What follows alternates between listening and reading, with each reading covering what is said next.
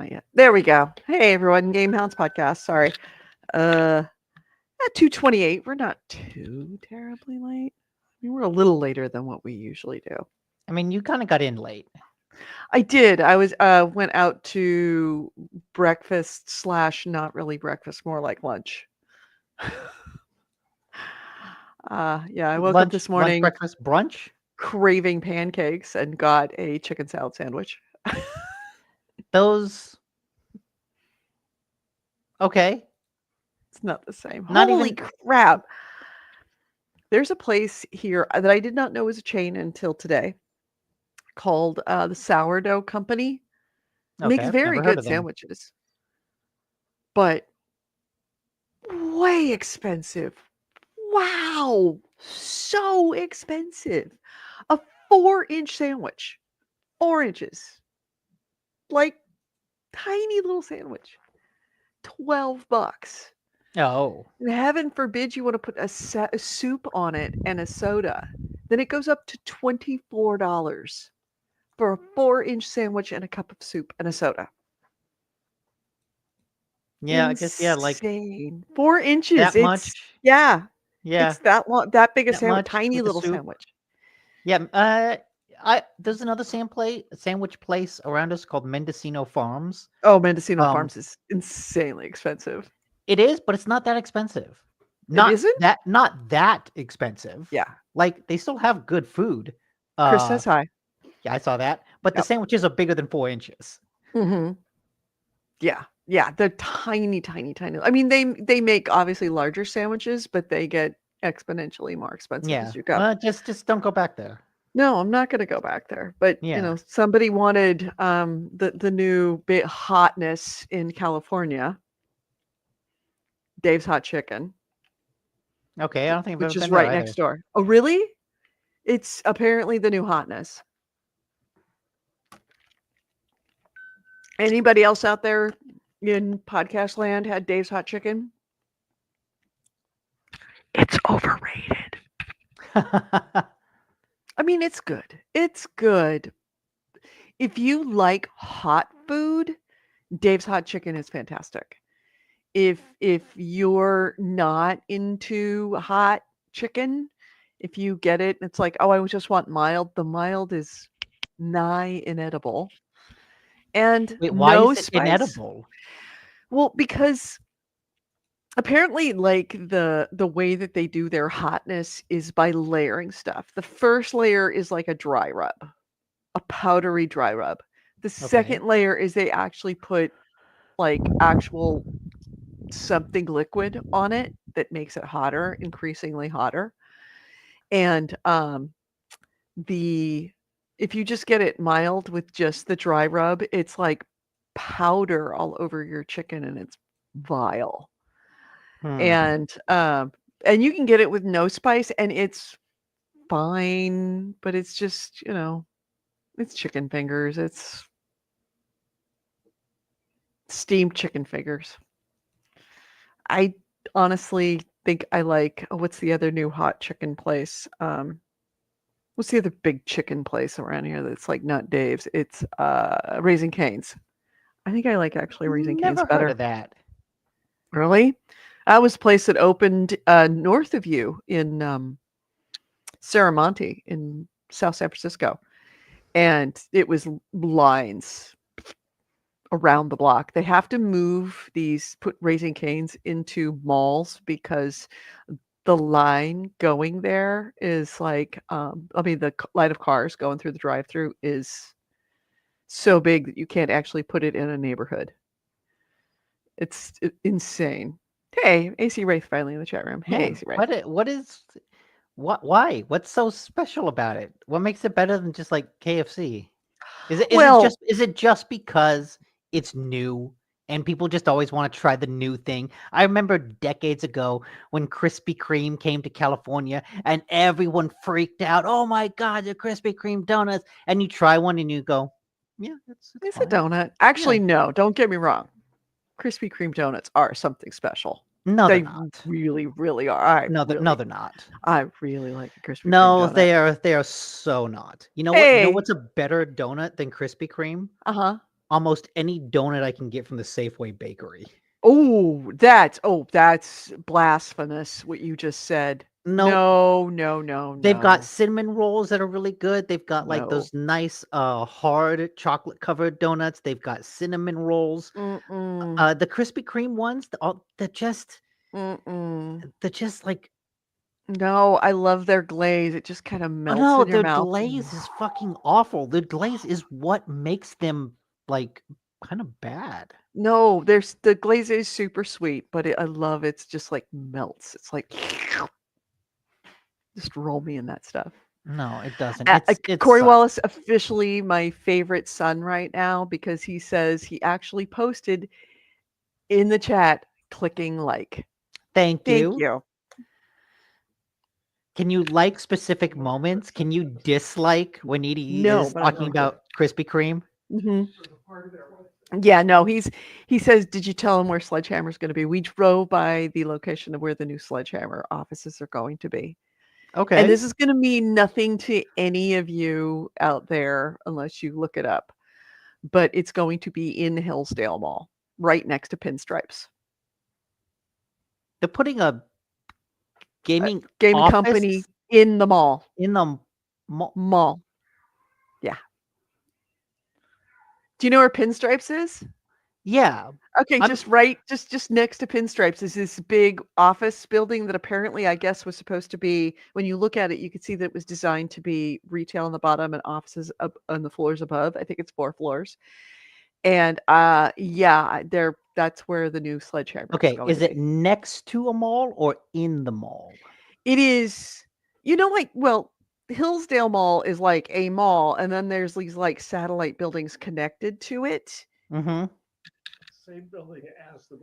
Same building as the movie theater, same building as Sinopolis. What kind of they're okay, they're maybe I'm overthinking it, but I feel like there is something weirdly dystopian about shit. We can't find stores to put in the mall, so let's put an office in there. Yeah.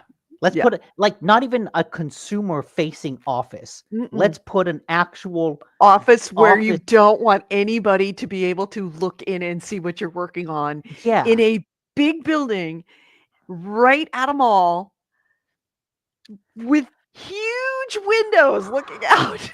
Jesus, that I thought Hillsdale Mall was like doing well. It It is doing well. certainly, yeah, there's a lot of people there. Whenever I go there, there's a lot of Mhm. people. It's got a lot of store. It doesn't have like a bunch of blocked out stores like other malls do, Right?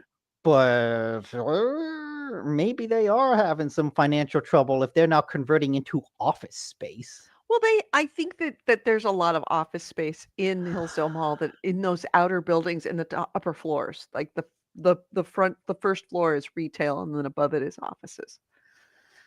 Mixed use is what they call it.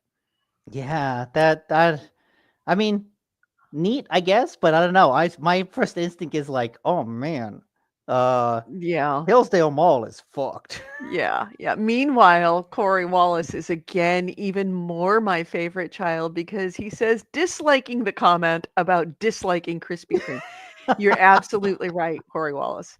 Krispy Kreme is quite the thing. The only thing I might No. like better than just a regular plain old nothing special, just the plain old Krispy Kreme, traditional Krispy Kreme donut is around here. There is a place called Andy's Donuts that make apple fritters that will make you see God. They're Okay. that good. Andy's Donuts, Hmm. And apple there's fritter. 2 Andy donut. There's like multiple and there's one chain of 2 stores that's real Andy's Donuts. And then there's one random Andy's Donuts that's not Andy's Donuts, but it's named Andy's Donuts and it's down the street. I don't know how they got away with that, but Is it they did. like ANDY No, it's all apostrophe S and ANDIE no, apostrophe it's S? all the same Andy's Donuts, but they are not the same. And something else that's very interesting that I was remarking about this area, because now that I live here, I'm starting to notice things, that as an outsider, There is there's a Hey, wait, Corey Wallace says, meanwhile, I'm making a donut shop called D's Nuts. Wait, no, if you want to get the same clientele and D's Nuts. I some have learned that there's a thing in Wait, this and particular. D's Donuts. Just Yep. put spaces in between Right. Just everything. like no, just like and make it real small font with like ellipses around them, like and D's Yeah, donuts. just change the capitalization. Yep. Um. Anyways, Anyways, if you ever want to like look up something kind of sort of funny, look up on the peninsula of San Francisco and look up El Grulen's. You will see so many Mexican restaurants called El Grulen's. Grulense or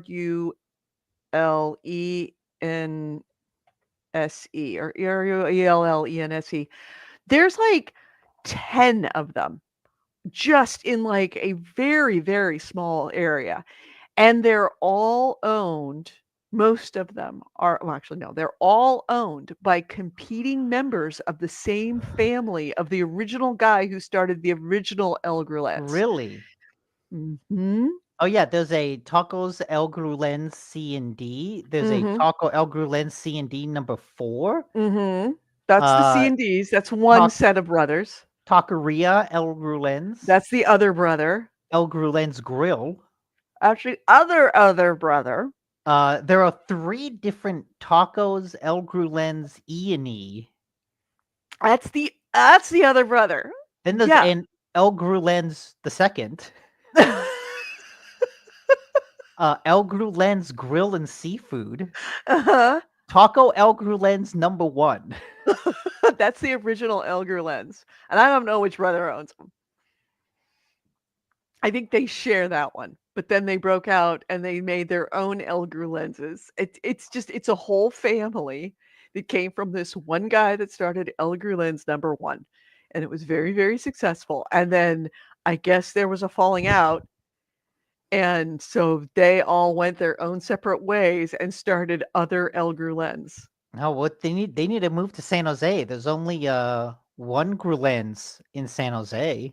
Yeah, I don't know if even I think that that's another member of the family. It's insane. It's almost like I want to I sort of want to write a book about El Grulen's. But Like isn't this like novelization of this like family feud, like the Taco Wars. isn't there an infamous like Philly's cheesecake not cheesecake, cheesesteak business? Well, like, oh, I invented the cheesesteak, and then like someone who was related opened a competing cheesesteak restaurant right across the street. Is that a Mhm. real thing? I feel like I've Anybody know? I seen don't know anything about the cheesesteak wars. I've seen something about that, El but Baño. It's Los Banos. We actually have a town just south of where I am called Los Banos. The Baths. hmm. AC Ray says obligatory shout out to the late Friedhofer's glazed orange mini donuts. May they return. I have no idea. What's a Friedhofer donut? I've never seen that. Thank you, AC Wraith, for the tacos El Grulen's link. Okay. Yeah, Which Corey, tacos El Grulen's? Because there's going to be multiple links to all different members of the family Corey said I'm right. about cheesesteak Cheesesteak. wars. Okay, what if I just type in cheesesteak wars? Oh, Pull it up. I the want to see this. Actually, I'll pull it up. I need to present anyway, so. I'm looking the Great Philly Cheesesteak Debate from Jim's Dining Guide. Okay. Almost as famous as the rivalry between 2 local cheesesteak stands, Pat's King of Steaks and Gino's Steaks. There we go. I'm looking at Jim's Dining Guides. Here we go. We have it here, and we are adding it now. Okay, yeah, there it is. The Great Chili Cheesesteak Debate. Pat's King of Steaks and Gino's Steaks. Yeah, Gino's claims to have put cheese on the sandwich first. Whoever did this ingredient became so associated with the sandwich is now called cheesesteaks. So yeah, both of them say we invented it. I guess Pat's was open first, but then Geno's opened. Yeah, Pat's No, was Pat's or Joe's. There's Pat's Steaks, Geno's Steaks, Pat's versus Geno's. Then there's Joe's Steaks, which no. is The a whole article I'm looking at third one. is just Pat's and Geno's because they're Really? 'Cause located I'm looking at across this the one. street from each other. Jim's Dining Guides, the Great Philly Cheesesteak Debate. Yeah, Geno's, Pat's versus Geno's. Right, and then you keep Oh, going down, and then Joe's Steak. Joe's comes in like in 2013. Yeah. Okay, this is where all the locals go. Joe's is universally our favorite. Almost everyone likes all three cheesesteak places. The cheesesteak sandwich, okay.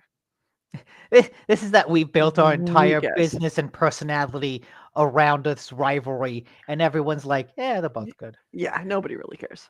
They're both good. Yeah, so yeah, maybe I should write like a series of novelizations of these food wars. I mean, you don't even need big novelizations. Just do a documentary or I don't know what's it. No, I want I to take should. I want to take liberties with these stories. Okay, I was gonna say I There need should to know be this. murders and What's the word? kidnapping of What's children the word and for a novel that's nonfiction? Yeah, non that's what I was looking. I was like, there's a word for a that's book fiction, that's but not based. fiction. What's the word for a book that's like a book but based on reality? That's not fiction. What is that word? Again, what is it? Yeah, I mean, I kind of want to do a novelization because You that want way I murder, can. romance. You want a whole Romeo and Oh Juliet yeah, angle. absolutely. Where like the two kids end up dying together because of their parents' rivalry over who put the cheese on cheesesteak. Oh, I think there was like a romantic comedy with that same premise of basically Romeo and Juliet of rival pizza houses in Yeah, some I can see that. place. Thank you for the link for the Great Philly Cheesesteak Debate. And AC Ray Hmm. says No. Freehopper is a bakery franchise mostly in the Northeast United States. They stopped making my beloved orange glazed mini donuts years ago. So was the donut orange or was the glaze orange? I bet it's a glaze. How would you make an orange donut? Well, you could make orange flavored donut, the actual I guess you donut could. itself Yeah. with a glaze. Corey also said no, she was right about Los Banos, which means the bathroom. Mm-hmm. So it's not the baths, it's the bathrooms. It's the baths. Baños is baths, but it also means bathroom. Like we call a bathroom a bathroom. We also call a bath a bath. A room with a bath in it would be the bathroom, whereas a bathroom is a place with a toilet. It's just a thing. Google says it's a bathroom. Well, what's bath then? Let's switch. Bath is Bano. Okay. Okay. El Bano. El Bano is bath, toilet, washroom, tub, bathtub, wash. Right. La Los Banera. Banos. Okay. Actually, this is like this. Look, you're asking the wrong people. You know the nuance there is in language. Like in English, we can have multiple words for multiple things. Like a bath is a noun and it's also a verb. And it's It means multiple different things. You can take a bath financially, you can take a bath physically. Exactly. Like, what does it mean? And now you're like, oh, Banos, what does that mean? It's like, well, it means eight different things depending on context and slang. Spanish to English. All right, we are doing this. Wow, Oh talk God. about a distraction here. Okay, we are doing this. Okay, Los Banos, the bathrooms. Okay, now let's do baño. Well, that's baños. Okay, Los Banos is, I guess, without the umlaut or without the Well, there's okay. tilde. Look at the noun. There's El Bano and there's Los Banos, right? In Spanish, the not prefix, but the word before does a lot of heavy lifting. It's El and Los that are kind of describing No. altering. Okay, so the baths, los baños. Okay. The bathrooms, los baños. Okay, so it's the same thing. It's the same thing. That's what I'm saying. Los baños. We call it los baños, but it's originally los baños. Los baños means the baths because they had. Oh wait, okay, wait. You're saying hot. You're saying BATHS. Yeah. When you say that, I hear BADS. The baths. The bads. I was hearing you say it's the bads. It's the bads. It's the baths, and it's the reason why it's called baths. The baths. How else can we get this podcast more sidetracked this week? Yeah, Corey Wallace says, how else can we get this podcast more sidetracked this week? So yes, the reason why Los Banos, which we pronounce it Los Banos in California, but it's actually the name is originally Los Baños, was because it was given by the conquistadores when they came up here because it had hot springs. There were hot springs in Los Baños. That's why Salinas is named Salinas, because the water was so salty, which means saline or salty. Salinas. So yes, all of the names in California, the Spanish names especially, have to do with something to do with the conquistadors and the mission system. It's also funny how much it's in another language we associate with the name of the place, but it's just salty. Yeah. Salty. Oh yeah, I live in salty California. Well, remember that is on the original El Camino Real, which is the road where all the missions were that were 1 day's travel away from each other, which was the line that the Spanish would take up to Northern California through the mission system, ending in, I think it's San Francisco was the last one. Yeah, but at least that means something. Like Camino Real means the Royal Road. And at least that's a name, right? It's not like I founded this town and you know what? It's really sandy. So I just named it Sandy. Yes, that's what they did. I know. And it's just like in time you think, oh yeah, I live in Sandy. But it's like, oh, you just named that because it's fucking sand. Oh, I built a town over there. I named it Rock because there's a big rock in the center. That's exactly where the names in California along the El Camino Real got their name. It's either names of saints, which were usually cities that had a mission in them because the mission was named after saints, or it was places along the way that would tell travelers what was going on there. You've got you've got tree, then you got rock, then you got bath, then you've got bed. Salinas, which would tell them don't drink the water. That's the nice way of saying don't drink the water. Names are so stupid. We call this place Montezuma's Revenge. We call this town called malaria and rabies. We call this place the shits. It'll be obvious when you get there. This place is Stinkville. Yeah, so that's how we got our names. Anyway, let's see. They were the donuts, the Orange Blaze donuts. They're donuts I often post in our food Discord. Oh, didn't you post a while ago like a recipe to make them, or was that was something else? Cinnamon roll. That was a cinnamon roll. He says the glaze was orange flavored. The donuts were a brown that resembled orange in color. Okay. Well, sorry that R.I.P. Freehoffer's orange glazed donuts. Yes. Long may they be remembered. So, shall we actually start? Shall we talk about games? No, not yet. We have to start the show. Can we start the show, please? Oh, okay. Yeah. See this. Okay, this was all prologue. Yep, this is prologue. That's fine.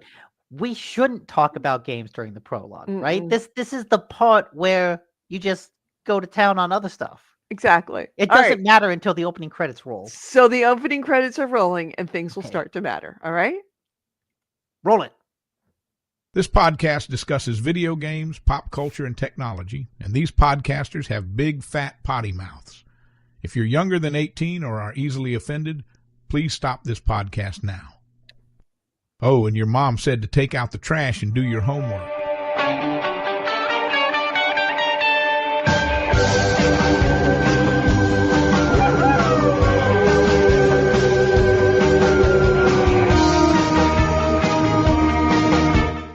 Hello and welcome to GameHounds. GameHounds episode 790. We are recording this on Sunday, August 17th, 2025. I'm Edie Sellers. With me is Nick DiNicola. Hey. All right. So now we can actually talk about games now that we've started the actual podcast. How many minutes in? We're now 30 minutes in. We can actually talk games. Okay, Nick. What have you been playing? I haven't played anything. I've been busy. Was the game banners. So last week I said I would play mouthwashing on my plane ride back. And I did. I did. Okay. Mouthwashing is a pretty short narrative-driven horror game, kind of psychological, surreal horror game. Short pitch. It's about a crew of long-haul space transporters who get in a crash and then spend like the next couple months just trying to survive while they, Sorry. I'm pulling up the mouthwashing video and the music was on. While they like slowly turn against each other. And it's sort of central premise is that it's told non-linearly, so that it jumps back and forth between before the crash and after the crash. And each time you play as a different character. Before the crash, you play as the Captain Curly. And then after the crash... Nick. Sorry. What? Captain, I'm not the only one. Somebody here had to get that joke other than me, right? Right? Okay. Come on. By process of like 6 degrees of separation, you made the Three Stooges sound, and so I assume that Curly is one of the Three Stooges. Say that again one more time. My headset. Curly is one of the Three Stooges. It is, yes. Curly is. Do you not know the names of the Three Stooges, Nick? No, I've never seen the Three Stooges.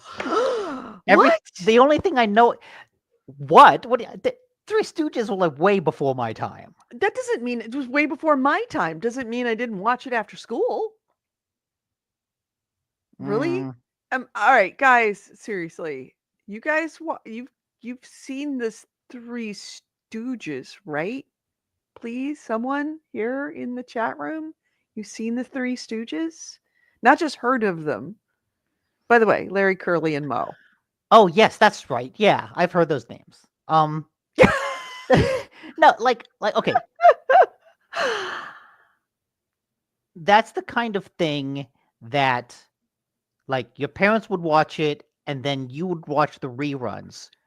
But after that, it ceases to be a cultural thing. AC Ray says Edie can name all of the fake shimps. I sure can. And don't forget, there's also Curly Joe as well. Whatever you say. Yeah, Larry, Curly, Moe, Joe, very good, and Shimp. Thank you, Corey. Thank you. Oh, so is that why all of the characters in Mouthwashing are named Larry, Curly, Moe, Joe, and Shemp? Are you kidding? Yes. Okay. What are the name of the characters in this?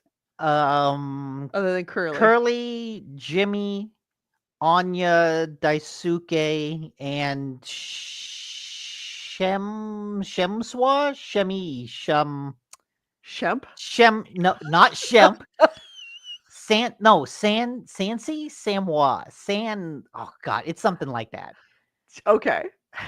Anyways, getting back to the game. Back to mouthwashing. So the point of the game, like these people get in a crash and spend the next couple months like turning against each other because that's what you do when things crash and you try to survive. Before the crash, you play as Captain Curly. After the crash, you play as the co-pilot Jimmy, and Captain Curly is like horribly mutilated from the crash. If you look at like promotions for this game or like anything on the Steam page, you'll see an image of like a guy covered in bandages with like all of his flesh missing and one eye like really popping out strong. That's Captain Curly after the crash. Okay. So it opens with you basically causing the crash. So you know, oh, this was an intentional act of sabotage. So you kind of know that going in, and then you jump back and forth between these two perspectives as each of them kind of reaches its climax, and the characters, like, you know, get stressed, turn against each other, violence breaks out, whatever. It's a pretty good one of those stories. I would just say this game is nowhere near as good as the hype would suggest. Really? Okay. Like, people talk about, oh, mouth washing. It's like, oh, when it came out last year, people were talking about it as like one of the best games of the year. Not that at all. Not even close. I think the characters in a lot. Oh, Swansea. That's the guy's name. There we go. Swansea. Um, it's it's people crash, they turn against each other. It's a good one of those, and it does enough that I can tell it wants to be about something bigger.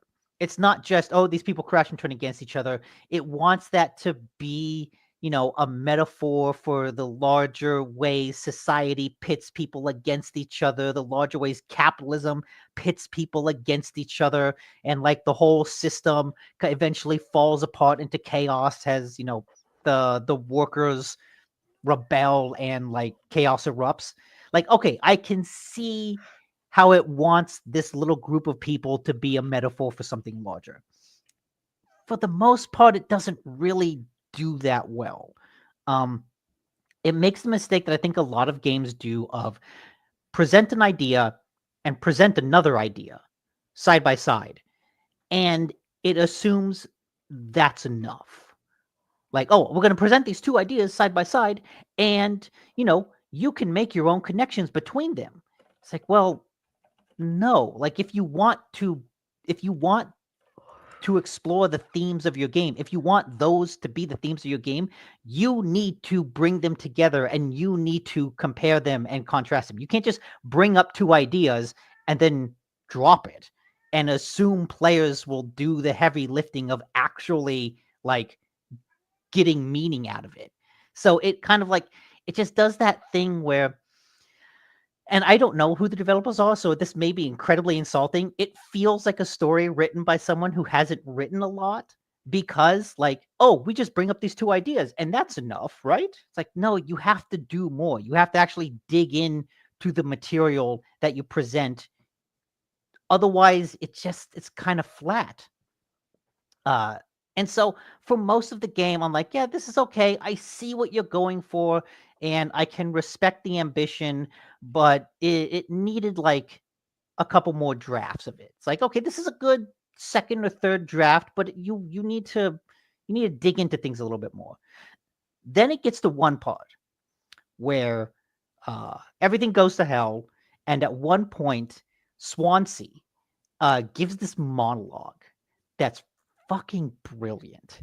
And when I was listening to it or reading it, I realized, okay, this monologue was this was the seed of the game.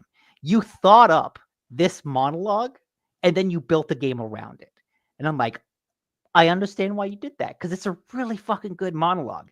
After everything is going to hell, Swansea, who was a former alcoholic and who has now like completely fallen back on the wagon and is just like constantly getting shit faced all the time, because what else are you going to do when you've crashed and there's no help coming? He's just going on about, you know what? Like, I realized now that back when I was a complete alcoholic and my only problem was an empty bottle, those were the best days of my life. And it's like, ooh, that's real nihilistic and dark, but taken within the context of like, oh, look at how this system and capitalism society like grinds people down and, turns them against each other, and how it creates just this kind of life of constant stress and effort and pain. And yeah, just getting shit faced all the time. That's the best day of your life, when you can ignore that you are stuck in this horrible system. I'm like, that's dark and really nihilistic, but that's a good idea to build a horror game around. It takes like capitalism and turns it into this existential monster on the level of Cthulhu or other Lovecraft gods. It's like, okay, that's really good. And so, I was kind of mediocre on the game for a while, and then it gets to the point where it explains its thesis, and I'm like, okay, I see what you're going for, and it's really fucking good. Okay, you end on a high note, except that it doesn't end there. It keeps going. Okay. It's like about a 5-hour game, I would say. That whole monologue that I loved happened around hour 3. Oh. And what follows, like, the story ends, the plot ends. And what follows is just a series of kind of horror dioramas, just various puzzles. Oh my God, cat. Do you want to leave? He's just meowing in the corner. But it's like just various horror scenarios where, like, oh, you're going to walk down a hallway and see some creepy stuff. And when you get to the end of the hallway, you enter a new room, and now you're faced with a new sort of puzzle. It's like, oh, you're going to, I'm trying to remember some of them. Wander around a catwalk while an invisible monster chases you, and it can hear your footsteps. So if you see the screen go staticky, you have to stop and wait for the monster to go away. It's like, okay, I don't see what this has to do with anything in the story or the characters. Like, all of a sudden I'm running from an invisible monster. What the fuck? And then I get to the end, and I'm walking down this hallway of a ship, and it gets increasingly surreal. Maybe the walls start bleeding a little bit. I'm like, okay, this is creepy. I don't know what this means. Then I get to the end of the hallway, and okay, that's it. What? I get into another puzzle where this guy is stuck into a like a chair. He's stuck in a chair, but he's got all these valves inside him. And when you twist the valves, you can see on these CRT TVs like his intestines turning. It's like, oh, these valves are connected to his internal intestines, and I have to force feed him a heart that I got out of a television. Sure, what the fuck? Whatever you say. And like, each individual moment is kind of interesting on its own. Like, it's really good visually. The art direction and the design is really, really good. And so each of these individual moments, I think, well, this is like a really good horror imagery, but it just doesn't connect to anything.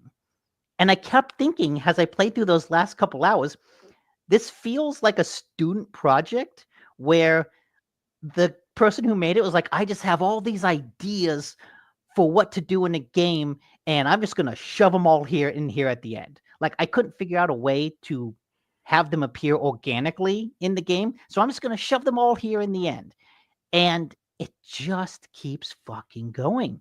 And at a certain point, I realized I could be 10 minutes from the end or 3 hours from the end.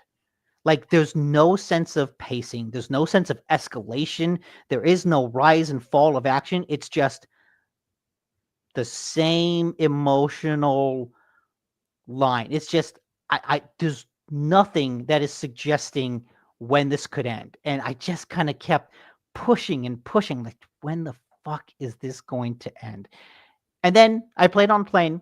The plane landed, so I stopped playing. And I didn't go back to it for like 3 days because in my head, I knew I'm probably like 10 minutes from the end, but God, I just don't give a shit. I just don't care about these characters. I don't care about the story. It overstays its welcome to such a degree that what began as something that I could like respect it. Okay, I see what you were going for. I don't know if you accomplished it, but like, you ended on a high note. But then it keeps going so much like it's that a shame. all of that goodwill just gets sucked out the airlock. What a shame that they just it's like movies or television series that are absolutely brilliant and genius, except that they're left to go too long, and then they end up making everybody hate them because what they're remembered for is for the end. Kind of like Lost.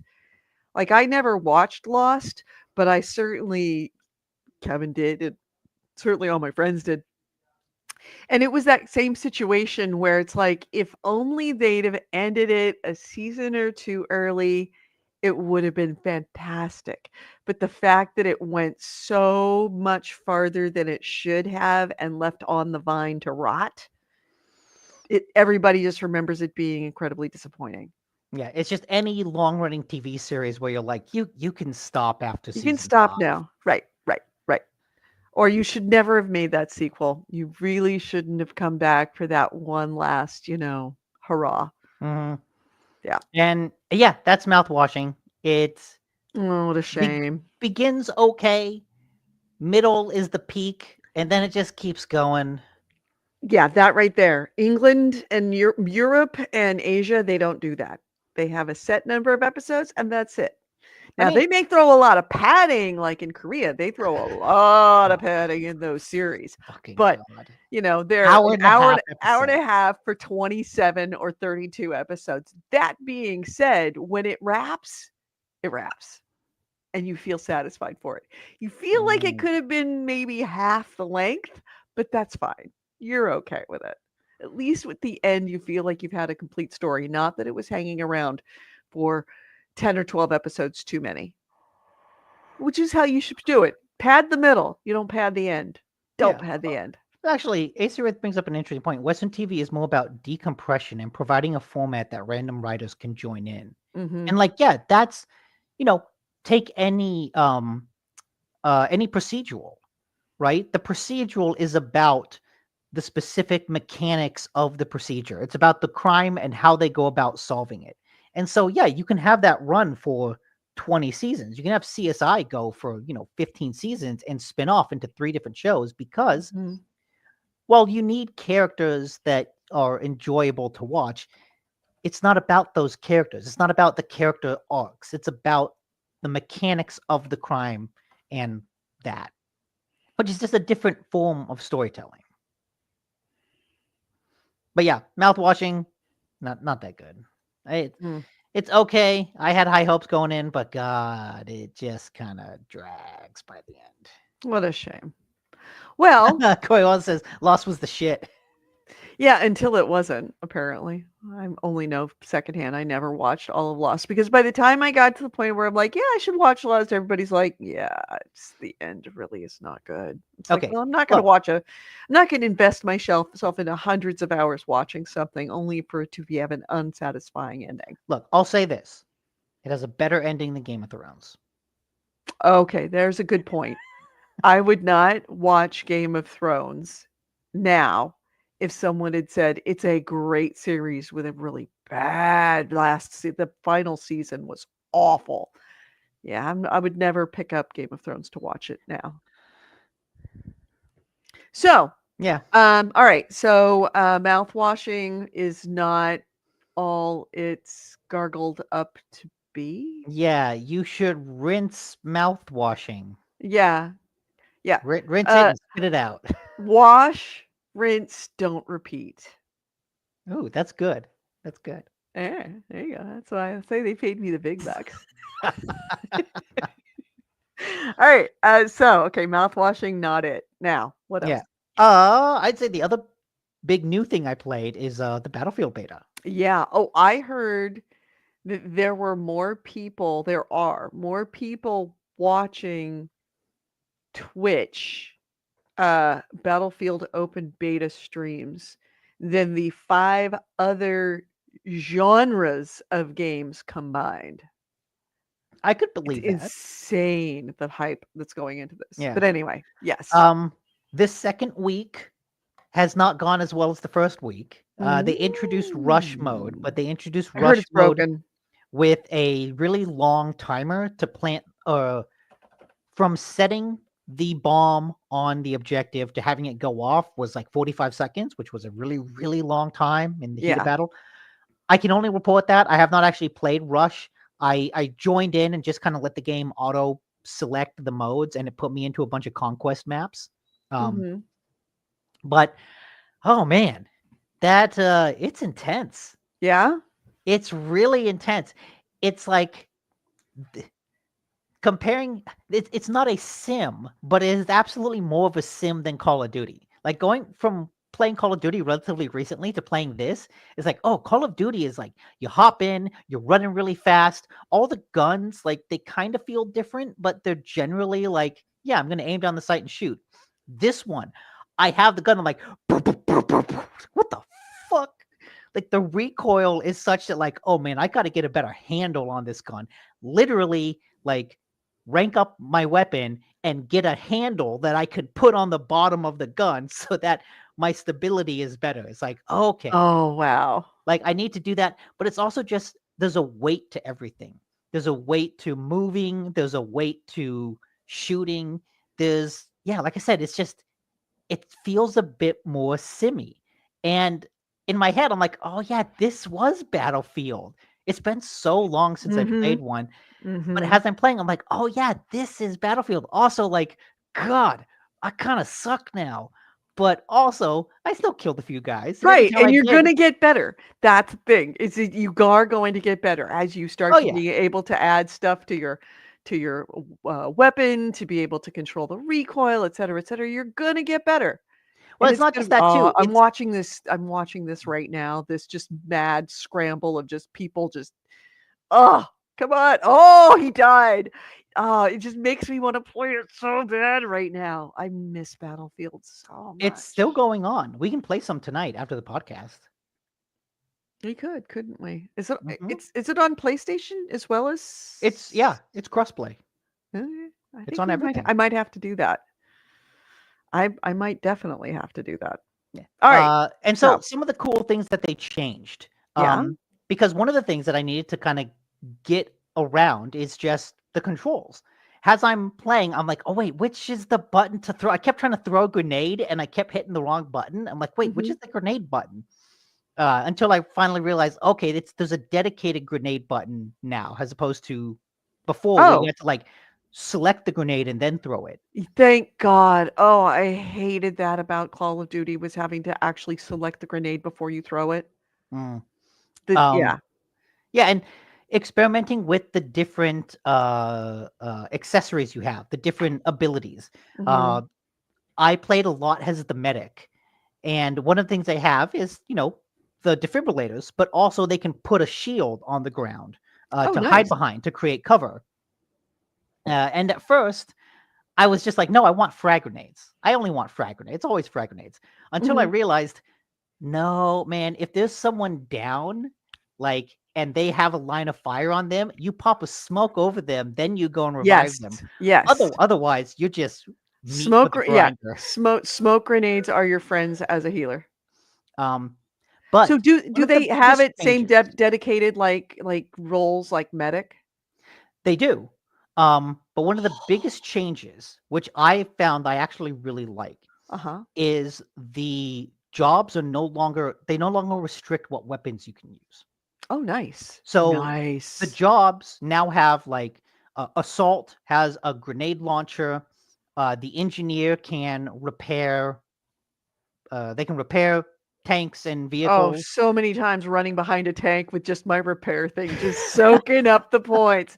Just let the tank take all the bullets and you're just Yep. healing that tank as it's going. Um, and I forget what abilities the sniper has because I didn't look at them. I didn't even Mhm. take a moment to look. But I played as a lot of the engineer, a lot of the medic. In previous Battlefield games, that would restrict me to using only SMG weapons. Right. And I never quite liked them. I always liked assault because just the assault rifle is a much better general use weapon. Mhm. You can now use an assault rifle has a medic. You can use a sniper rifle has a medic. Oh, that's You can nice. use a giant LMG machine gun has a medic. That's Or nice. completely differently, you could be an engineer and have like a tiny SMG or an assault rifle. Like you can mix and match the weapons. Good. And I think at first a lot of people were worried that would that would destroy the differences between the The classes. balance. Right. In the same way that before they created all these hero units and people were upset because that upset the balance of the classes. I don't think that's actually the case.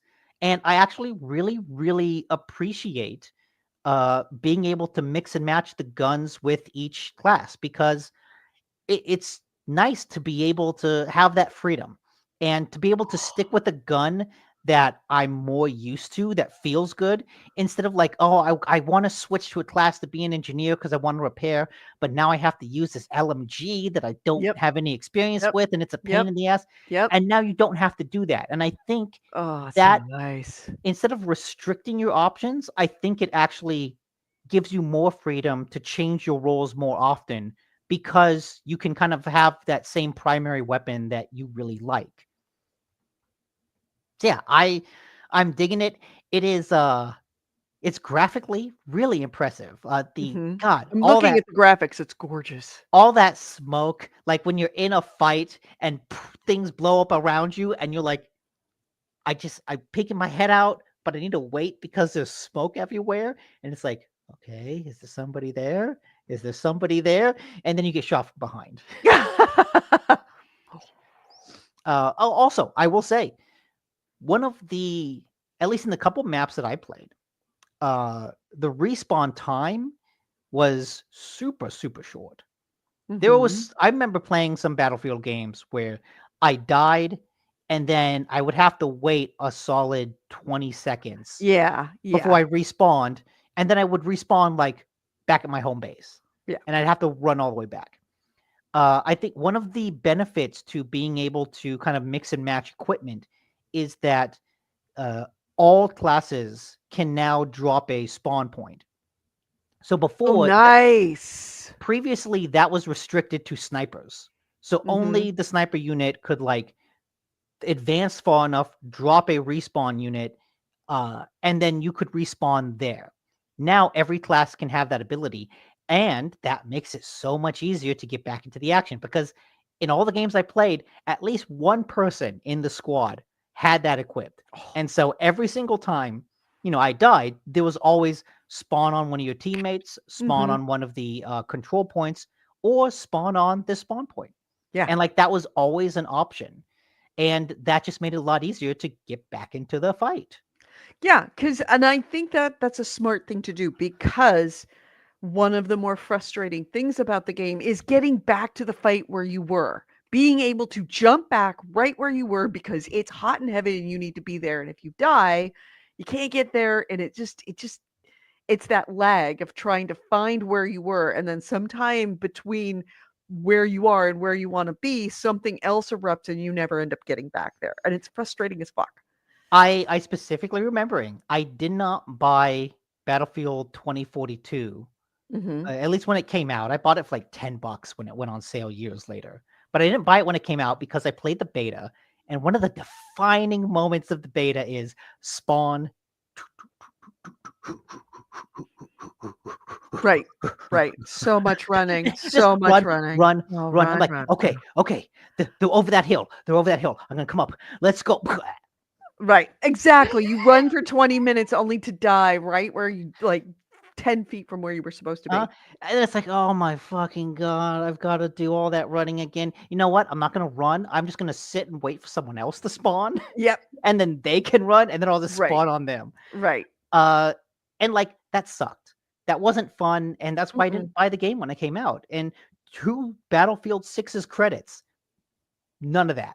Like, Mhm. I'm in it. I'm constantly in the action, constantly fighting. Even when I die within seconds, I can spawn within seconds, and I'm back in the fight within seconds. I probably died more over the course of 60 seconds in this game than in any other Battlefield combined. Uh, And that's But it's actually fun. no, But it's fun dying. but that's a good thing, Yeah. because that means I died, respawned, got back into the fight, died, respawned, got back into the fight faster than any Battlefield game before it. Mhm. It's not whether you die, it's how much fun you're having while you're alive. That's That's true. really words to like, that's my life advice to everyone. Everyone's gonna die. You just have a lot of fun while Yeah. you're alive. Random Rick said, now for the important question. Can you play as a banana? No, thank God. Can you still teabag opponents a la FPS 2007 days? Of If course. not, why even bother? Right. I'm sure teabagging Maybe. is possible, but why would you when you could just be killing somebody else and having fun? Well, also, like, there's so much chaos going around you. If you stopped and teabagged someone, you probably just get shot anyways. And then Right. they would come over and teabag you, then they get shot, and then someone else would come over and they get shot, and you just get a pile of bodies from teabagging. Yeah. I will say one of Oh, the that's kind of nice. I'm looking at this Mm. the screenshot. Let me see if I can go back real the quick to respawn it. screen. The respawn screen actually shows when you're respawning. Let's see if I can get back a little bit farther. So when you're respawning, you'll see down in the lower right-hand corner that if you're Infinity teabag. respawning on somebody, it will actually show you what they're looking at. Oh, yeah. It shows you the little beacon. It shows you the objective. Right. You can actually see the situation that you're dropping yourself into, which is awesome. Yeah. And Corey says, all roads lead back to Lost. Smoke grenades, smoke everywhere, smoke monster. Yeah. Yeah. It's all roads lead back to damn it. Gillian Anderson movie, series. X-Files? X-Files. All things lead back to X-Files. Smoke grenades, smoke Oh, everywhere, the smoking smoke man. monster, smoking man. The cigarette smoke. Oh man, I saw. You know what? It's funny you bring that up. I saw something the other day. There's just like some tweet or someone's like, if they made X-Files today, the cigarette smoking man would be like the vaping kid. The vaping guy. which is like, it's a little different. Yeah. It doesn't hit the same. No. So fun fact, there's an apartment complex. There's several apartment complexes that are between where Chris's house is and the freeway. So you go down this one road, Holly Street, and right next to one apartment complex is one guy who is kind of on the shorter side, always wears a gray puffer jacket. It could be 110 degrees outside, and he's wearing a gray puffer jacket and a gray ball cap, and he's got a beard and long hair, and he's smoking. And his name is affectionately Smoker Dude. And every time, and it's like the whole family, including the kid in the back, is that we'll be driving along, I'm looking at my phone, and all of a sudden I hear, Smoker Dude! Smoker Dude! Whenever they see him, it's like Smoker Dude. And then every once in a while, you'll see him walking to Starbucks with his dad, and it's like, Smoker Dad! Do they shout that out the window? No, we do not shout it Oh. at Smoker Dude, but it is a life-affirming declaration within the vehicle of Smoker Dude. AC Ray says X-Files, of course, being another Western show that meandered for seasons. Right. Oh, then if that's the case, if we want to go there, then it is. What was the order? Let me go back to it. What was the order on this one? The order? The order that he had about it. Lost was the shit. Downloaded the beta. Black screen before the title scene. Oh, okay. Oh wait. Oh, you downloaded the beta and got a black screen? Lost. Sucks. Okay. All roads back lead Lost, but wait, more. There was more. Smoke grenades, smoke everywhere, smoke monster, smoking man. And if we're going to take it a step farther into the Western shows that meandered, Gunsmoke. I will take your word for that. Really? You never saw Gunsmoke? Gunsmoke is Come on! Gunsmoke is so before my time. It's before my time. All of these things are before my time. Look, it within the annals of history, when I look back at the human race, Gunsmoke and the pyramids of Egypt are like, yeah, they're equal. the old things. Seriously. The Three Stooges was 1930s, okay? That is 60 years, almost 70 years before I was born, and I saw them. Gunsmoke is black and white. Gunsmoke is the 1950s. That's the same amount of time, 70 years. Okay, wait, no, 50s. I was born in the 80s. Yeah, 30 years. You should have seen Gunsmoke. That's what I'm saying. You should have seen Gunsmoke. Three Stooges was 70 years before I was born, and I saw the Three Stooges. Now, granted, we didn't have nearly this much media to work from. Like, Wait, there what do you wasn't as say? big a Super back Mario? catalog. Super Mario in the Jurassic period? The Yeah, same sure. era? Super Mario Jurassic period, same era, pretty much. All right, keep Wait, going. okay, I have to actually, go to the bathroom, so I'll be right back. you're What? right. If Actually, what? Jurassic Park Mhm. now is as old as Gunsmoke was back when I was a kid, if Uh-huh. not older. Uh-huh. Have you seen Jurassic Park? I have. See, there you Because go. because that came out when I was a kid, but also, you know what? I would forgive a kid nowadays not having seen Jurassic Park. No. No, you Mhm. wouldn't. No, Yeah, you wouldn't.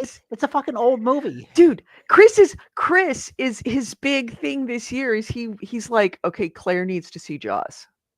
Claire needs to see Jaws. This is important for her development as a human. She needs to see Jaws. Okay. I'm going to suggest a double feature, and it might be dangerous because it might destroy this family. But Watch Jaws uh-huh. and then watch Deep Blue Sea. Okay. All right, I have to go to the bathroom. I will be right back. You keep talking. Okay. Keep reviewing shit. Go, go, go. Yeah. You Yeah. go. Was the other Tiny piglet, run to the hills. Yeah, a little kid with a knit cap, the cigarette smoking man, now the Yo, vaping kid. dude, it's a vape conspiracy. Yep. Yo, man, you want to know about the aliens? We really should make an updated X-Files. We could make a hell of an updated X-Files. Well, we You can't and because I. they keep rebooting. They don't even reboot it. They keep bringing it back for another season. Right. See, the problem is they bring it back. It needs to be rebooted from the ground up and modernized. It doesn't need to be remastered. It needs to be remade. I don't know, because like it's so conspiracy focused that now it's like, oh yeah, well that's just like I know that real. now people would actually believe it. Werewolves on the moon. All right, I gotta go to the bathroom. I'll be right back. McCoy says Big Bang Theory, the science term, not the show, was her time. It was actually Big Bang Theory was Uh, invented in my lifetime. oh yes, the Big There was Bang a point in Theory. time in my life that the Big Bang Theory did not exist. There was a before and after. I got to go to the bathroom. I'll be right back. Okay. AC Ray says, I've only seen 1 or 2 Jurassic Park movies. I only remember the first. I mean, look, I've seen all of the Jurassic Park / Jurassic World movies. The first one, I think, is still the best, but like, they all give the same general, hey, you want to see monsters eating people? You want to see dinosaurs eating people? Like, the first one, I think, at least for me, is still the best because there's a sense of awe and wonder to it. It's like, oh shit, dinosaurs, this is cool. But every subsequent movie loses that a little bit. And every subsequent movie is like, you know what? The T-Rex was really scary, but like, what if we made a bigger T-Rex? Like the Rebirth, the one that just came out, its big monster is like this mutated, deformed T-Rex. And it's like, oh, okay, now you're literally just into monster movie territory. You've completely lost the dinosaur angle, and now they're just movie monsters. Which is fine in a way, but it's also like, you kind of lose something. He says, my dinosaur movie growing up was Baby, Secret of the Lost Legend. The Secret of the Lost Legend. No, Baby.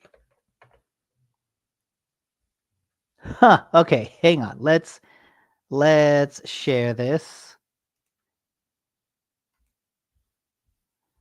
Share screen. Okay, is this the one? Oh, wait, let me actually add that to stage. Oh, remove. There we go. Baby, a core memory unlocked. Oh, something about this seems kind of familiar. The greatest adventure ever born. Discover a mother and baby brontosaurus in Africa and try to protect them from a group of hunters intent on capturing them.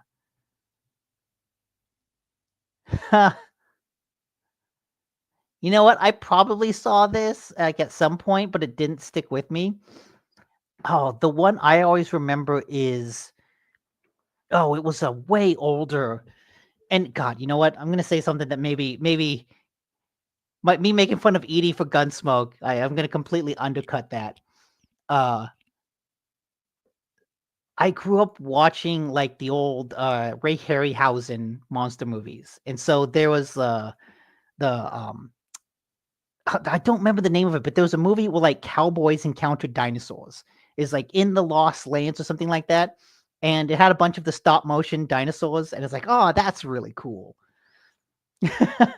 On the left, we have another tangent. Yeah, stop motion for the win. Oh, that's what you know what? Some people grew up, and Edie, I will say, I might just undercut my whole making fun of you for Gunsmoke. Some Yeah. people grew up like watching Star Wars. A lot of kids my age grew up going, oh, Star Wars is so fucking awesome. I love it. And it became like their big thing. Mine was like the old Ray Harryhausen adventures. Oh yeah, absolutely. You got Ray the Harryhausen, the Jason and the Argonauts. Jason and the Argonauts. Yes. All the Sinbad movies. Yeah. I even have them on Blu-ray, but you know what? Those were also like kind of made in the 50s and 70s. Why are we watching the Greatest American This Hero while talking about Ray Harryhausen? this was AC Wraith says my dinosaur show was Baby, Secret of the Lost Legend. Oh God. Oh wait, But- is this ad still for Baby or is this No, this is Greatest American Hero. Oh, okay, yeah. The ad the trailer just kept playing. And Yeah. Wait, Land of the Lost. No, I didn't see the original Land of the Lost. Land of the Lost with Chaka? Wasn't Chaka the little like No, there was an old Neanderthal baby? there was an old stop motion movie about cowboys. Like a bunch of cowboys encounter the secret valley that has a bunch of dinosaurs in it. I am looking it up right Dinosaurs now. and cowboys. No, it's not Cowboys vs. Dinosaurs, which was a TV movie in 2015. Is this it? Right here? Yeah, isn't that what you're talking about? Because that was the Land of the Lost that I remember with Chaka. In fact, it even mentions the beginning of this thing, Chaka. Oh, no. That might be what Coy was talking about. Yeah, that's what Tori was talking about. Oh, no, I'm talking about the Valley of Gwangi. Valley of I've never seen that one. Gwangi. Okay, hold on a second. I am looking this up.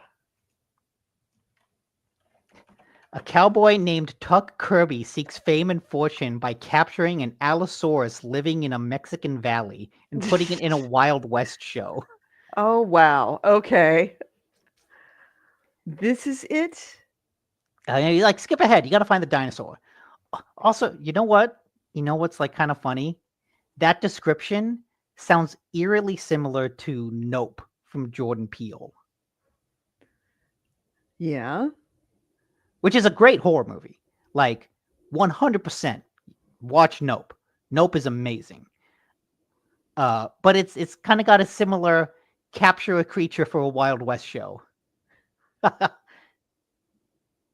Oh yeah, I remember that dinosaur. It looks like a toy. It was a toy. Warner Brothers 7 Arts presents. Oh, King Kong too. Like the classic King Kong movies. The old black and white King Kong. Random Rick Review says that cowboy got wrecked. Yeah, he did. Nothing like being wrecked by an alligator or by a dinosaur. Now this guy's about to get wrecked. Nah, this is just the trailer, right? We're not going to show people getting eaten in the trailer. Got to save that for the movie. Oh man. Oh no, somebody's in trouble. Oh yeah, Coy Wallace also brings up Not the Mama. Oh gosh. No, wait, was what it was Not the the name Mama? of that show? What was it? That Dinosaurs. No. It was dinosaurs, wasn't it? It wasn't Not the Mama. It was Yeah, not the I'm mama. the baby. So Yeah. I'm the baby. No, not the mama. That's what he would say to the dad. Was you're not the mama, not the Okay. mama, not the mama, not the mama. That's what that is right there. This So is okay, this. wait. How the fuck did we get on dinosaurs? I have no idea. We were talking about the Battlefield Open beta. God He says damn it. that was a horrible TV show. It was. No, it was funny. It was good. Come on, how do you not love that face? That was like the baby baby Yoda prototype. Big Bang. Oh wait. Somehow we got talking about Jurassic Park, Yeah. and then that sent us down a Got whole other no, sidetrack. that we got talking about Lost. That sent us down to smoke.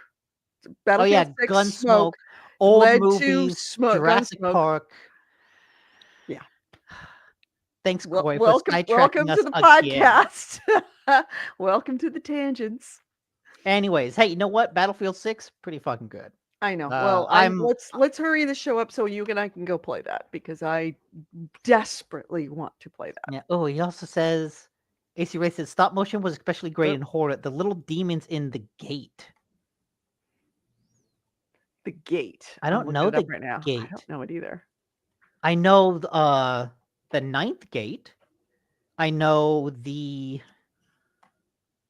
there's a Michael Mann movie. Nice, the gate. Land of the Lost with Will Ferrell. I never saw The Land of the Lost with Will Ferrell, but that sounds awesome. I remember it was like it's a perfectly good aughts Will Ferrell comedy. Yeah. Big budget comedy, the kind of thing that you don't get made anymore. Says the gate is a classic. It looks like it might be like Gremlins, but with a rock. Don't I- feed the I rock assume. after midnight. Don't let the rock get wet.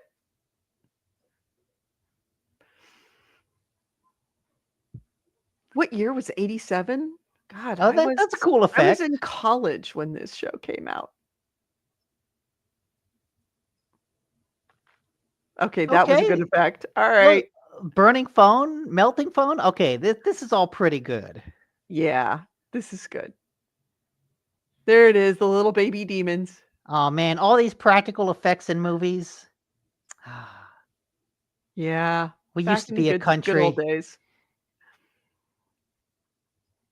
It's no funny Gremlins movie. Oh, he Yeah. says Rick also asks what general area are you guys located? West Coast, East Coast, South? West Coast, we're San Francisco Bay Area.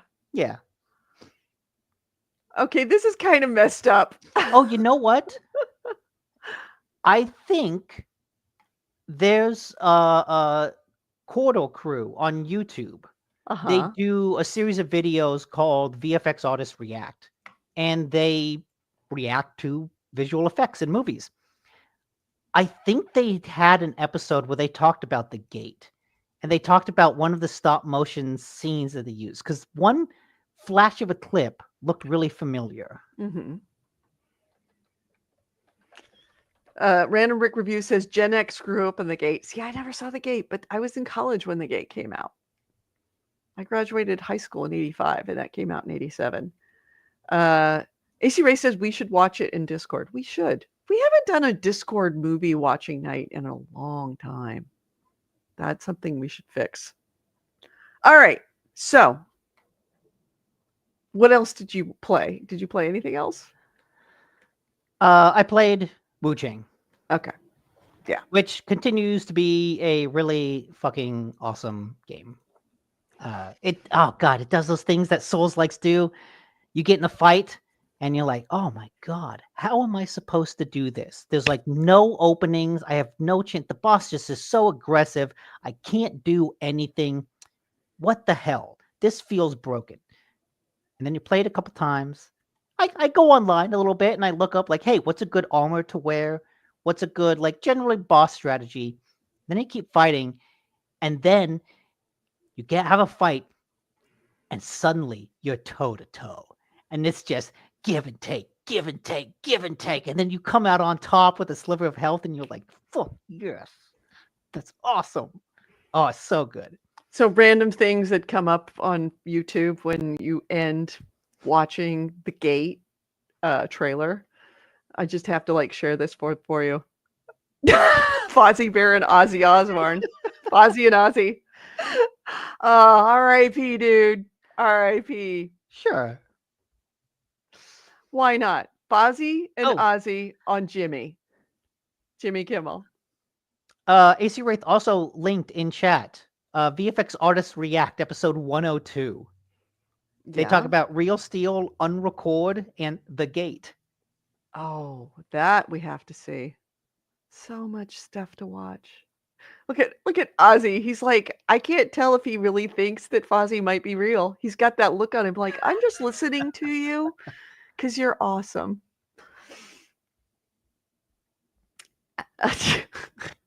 Anyway, all right. Shall we talk about news now? It's that time. Yes. It's news-ish time. All right. We'll get into news. All right. So hold on a second. Let's hit the news. This is the GameHounds news, the news, views, and commentary of the week in gaming with Gamer Edie and Nick DiNicola. And our first item is, Nick, what would be our first item? Well, speaking of Wu Chang, there was an update for it that people hate. Oh, so yeah. remember how I told you, like there was a controversy in China about the Ming and the other ethnic group in China, and how people expected the game takes place during the other group's ethnic rule of China, and the Ming people view that And as the like King dynasty. the king, yeah. And how the Ming view the rule of the king has like a period of foreign invasion. And so setting this game during that period, they thought, oh, you might help the Ming people fight against the foreign invader King dynasty. Turns out you don't. In fact, a large section of the game and a lot of the game takes place within a rebel Ming camp. And so you spend a lot of the game fighting Ming soldiers and Ming generals. A lot of people hated that. And it got so much that now they put out a patch that a lot of the Ming generals you kill, you don't kill them now. You just defeat them in battle and think, oh, okay, you may continue. And it's like, what the fuck? Yeah. In fact, I'm hearing accusations of censorship when it comes to that. And see, that's the thing. I don't know if this is coming from players or the government, right? Like it's easy to say, oh yeah, China is censoring a game. But I don't know if this is the government censorship or if this is just them bending over for a really vocal group of annoying players, which honestly wouldn't be the first time a game company did that. No. But also, like I said, one of these sections of the game takes place in a Ming rebel camp. The update makes a lot of those Ming soldiers not respond to you. They no longer aggro you, which means that entire section of the game is now just non-combat. You're walking through an area that was once filled with enemies, but now they're just filled with NPCs. And people are like, this breaks the game. This completely breaks the game. This would break the game. I mean, but what else would you suggest that they do if you've got, in your home country where this is happening? And of course, you are beholden to the government because this is China. And China can make your life very difficult, in communist China. The game make you. Again, I'm not sure if this is coming from the government or not.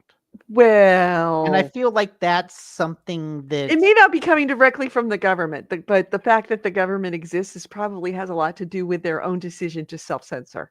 But okay, what is this government? Is it a Ming government? Is it a King government?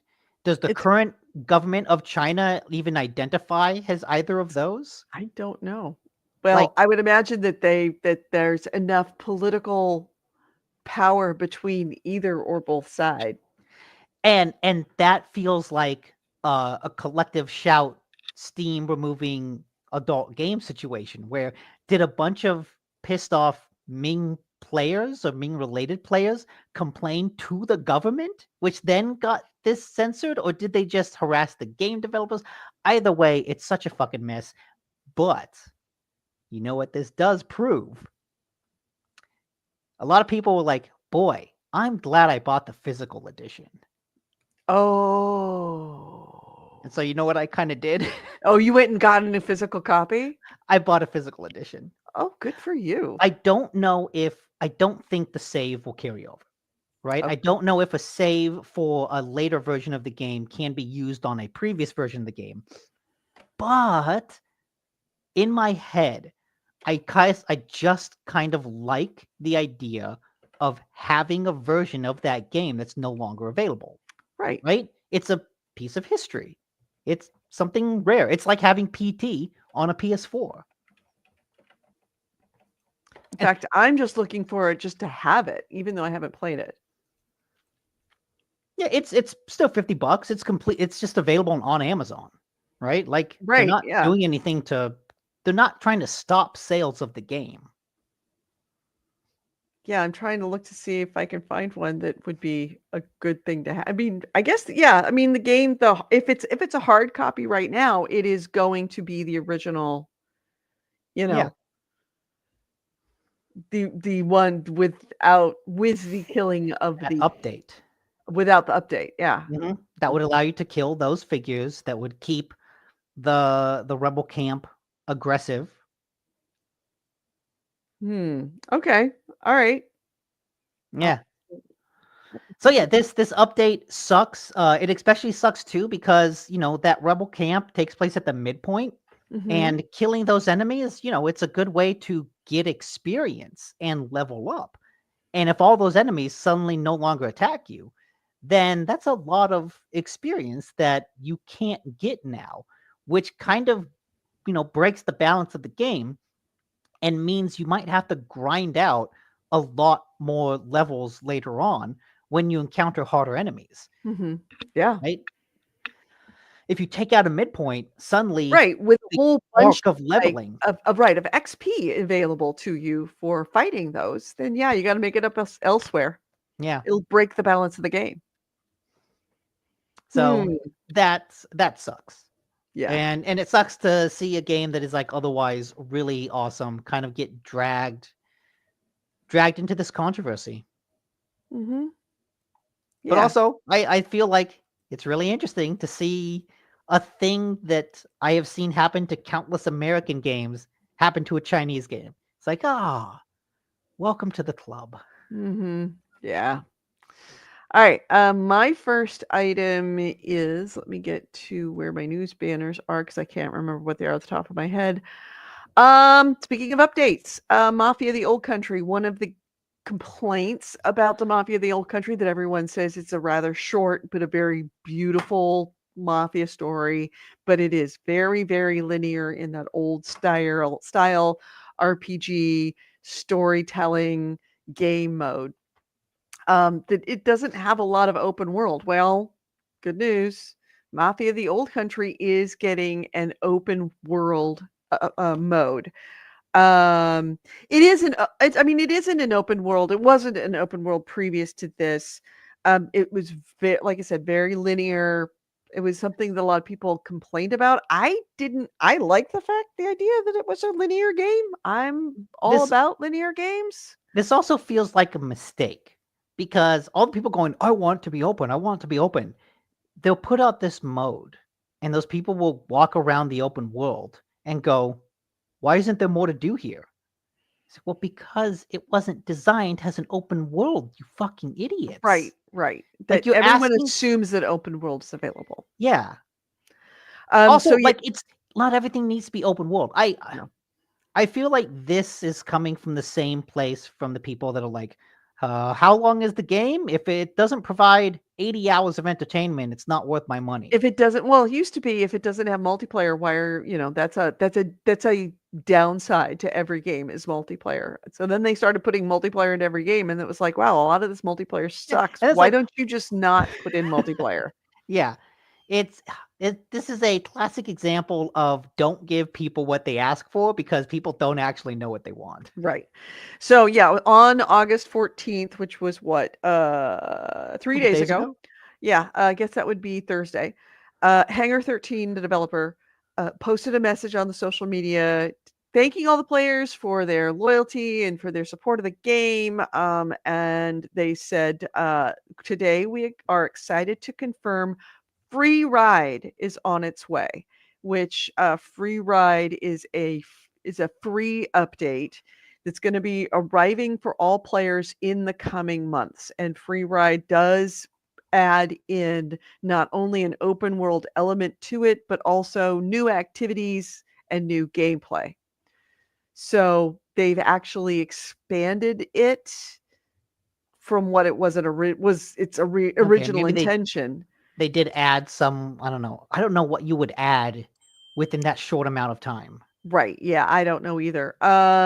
It has a free roam option currently for exploration, but there was nothing in there. There was no extra activities, nothing other than just walking around and looking at Okay, stuff. that's what I assumed this would be. Yeah, it didn't have any enemies, it didn't have any missions, it was nothing like that. So, what it did have was collectibles. You could go out and find collectibles, but that was about it. So now this is a mode that was in the Mafia Definitive Edition's remastered version of the original Mafia that released back in 2020.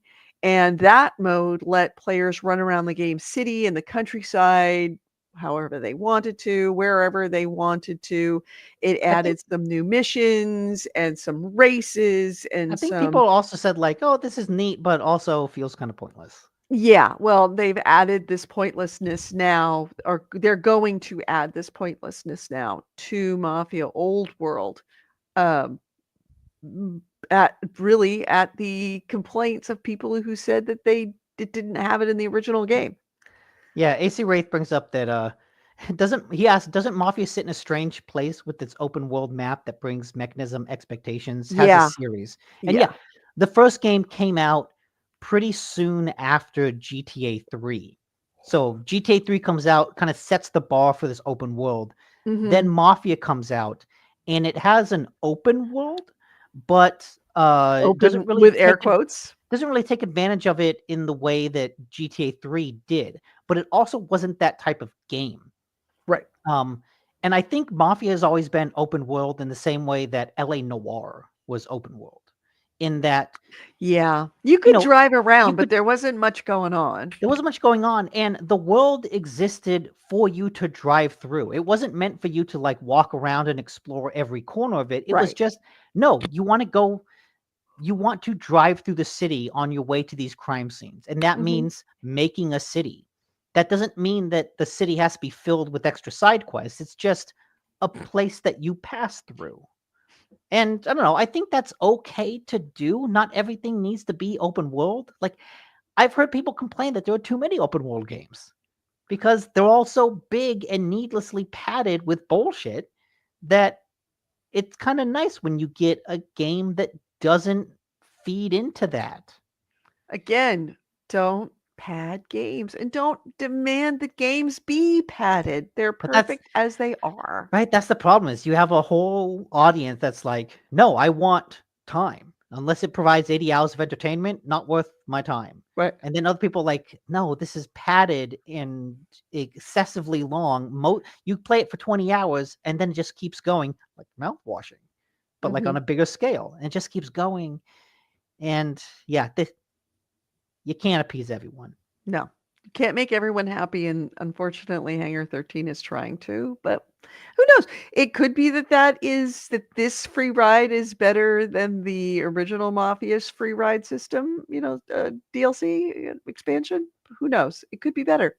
Yeah. Don't, assume that it's gonna be bad. By the way, Akari Wallace said Ozzy did a duet with Miss Piggy of Steppenwolf's Born to Be Wild song, which is I now on a mission to watch this as soon as the show is over. Thank you, Corey. All right.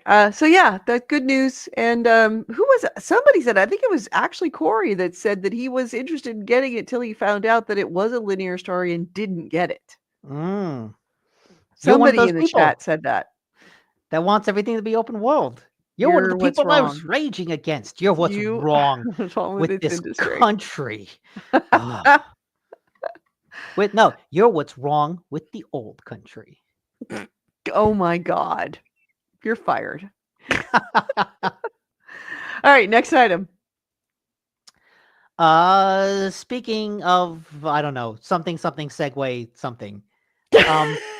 Call of Duty Black Ops 7 will reportedly not cost $80 and will not come to Switch 2 at launch.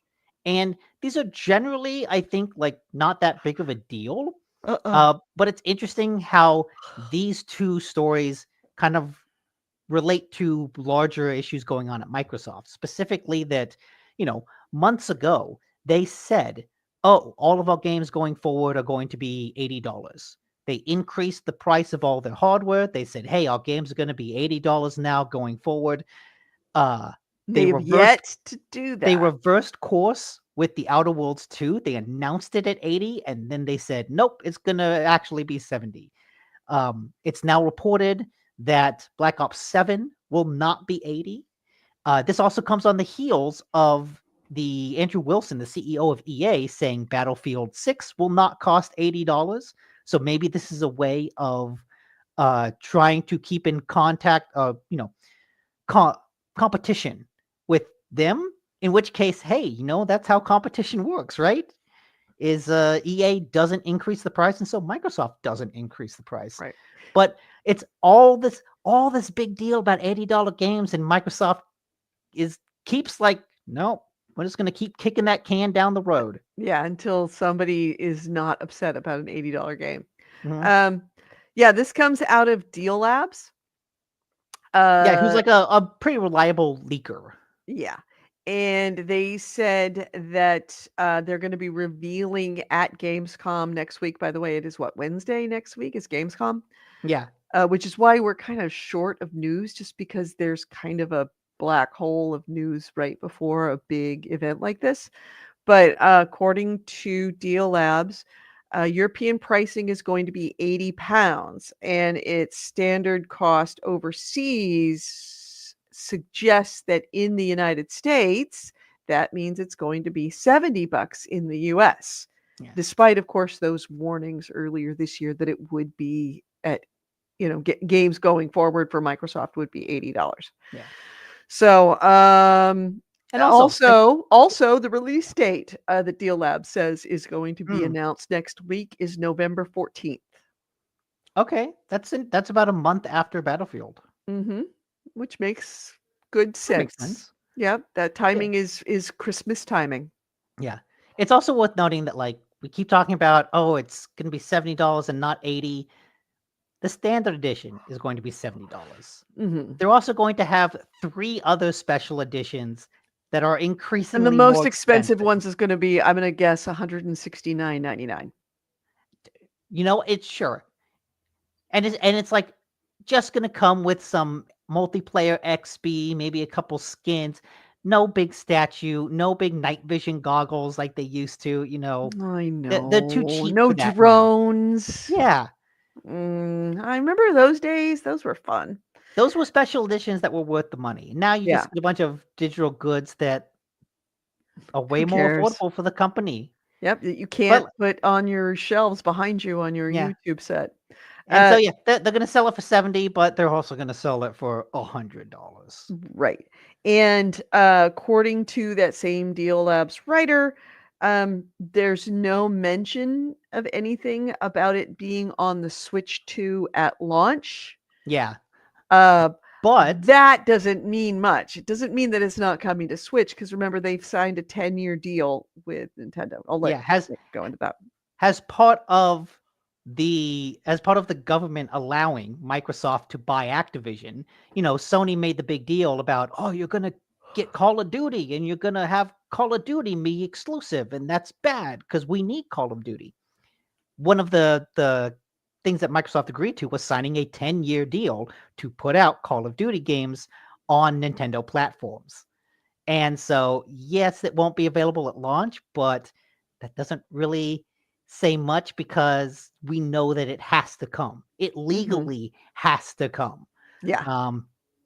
And so, yeah, maybe they're waiting for another window sometime, or they're focused on the major consoles. Well, there was I'm some sure. suggestions that I read somewhere is that Microsoft or that Activision didn't get the Switch 2 dev kit soon enough to be able to make the Switch 2 version of the game I would believe at the that. same time as everybody else was. If they were working on the PlayStation 5 and the Xbox Series X and S. Nintendo was like pretty stingy with those dev kits, so that Exactly. is entirely possible. Exactly. So they may not have gotten the dev kit soon enough to be able to create a Switch 2 version for launch.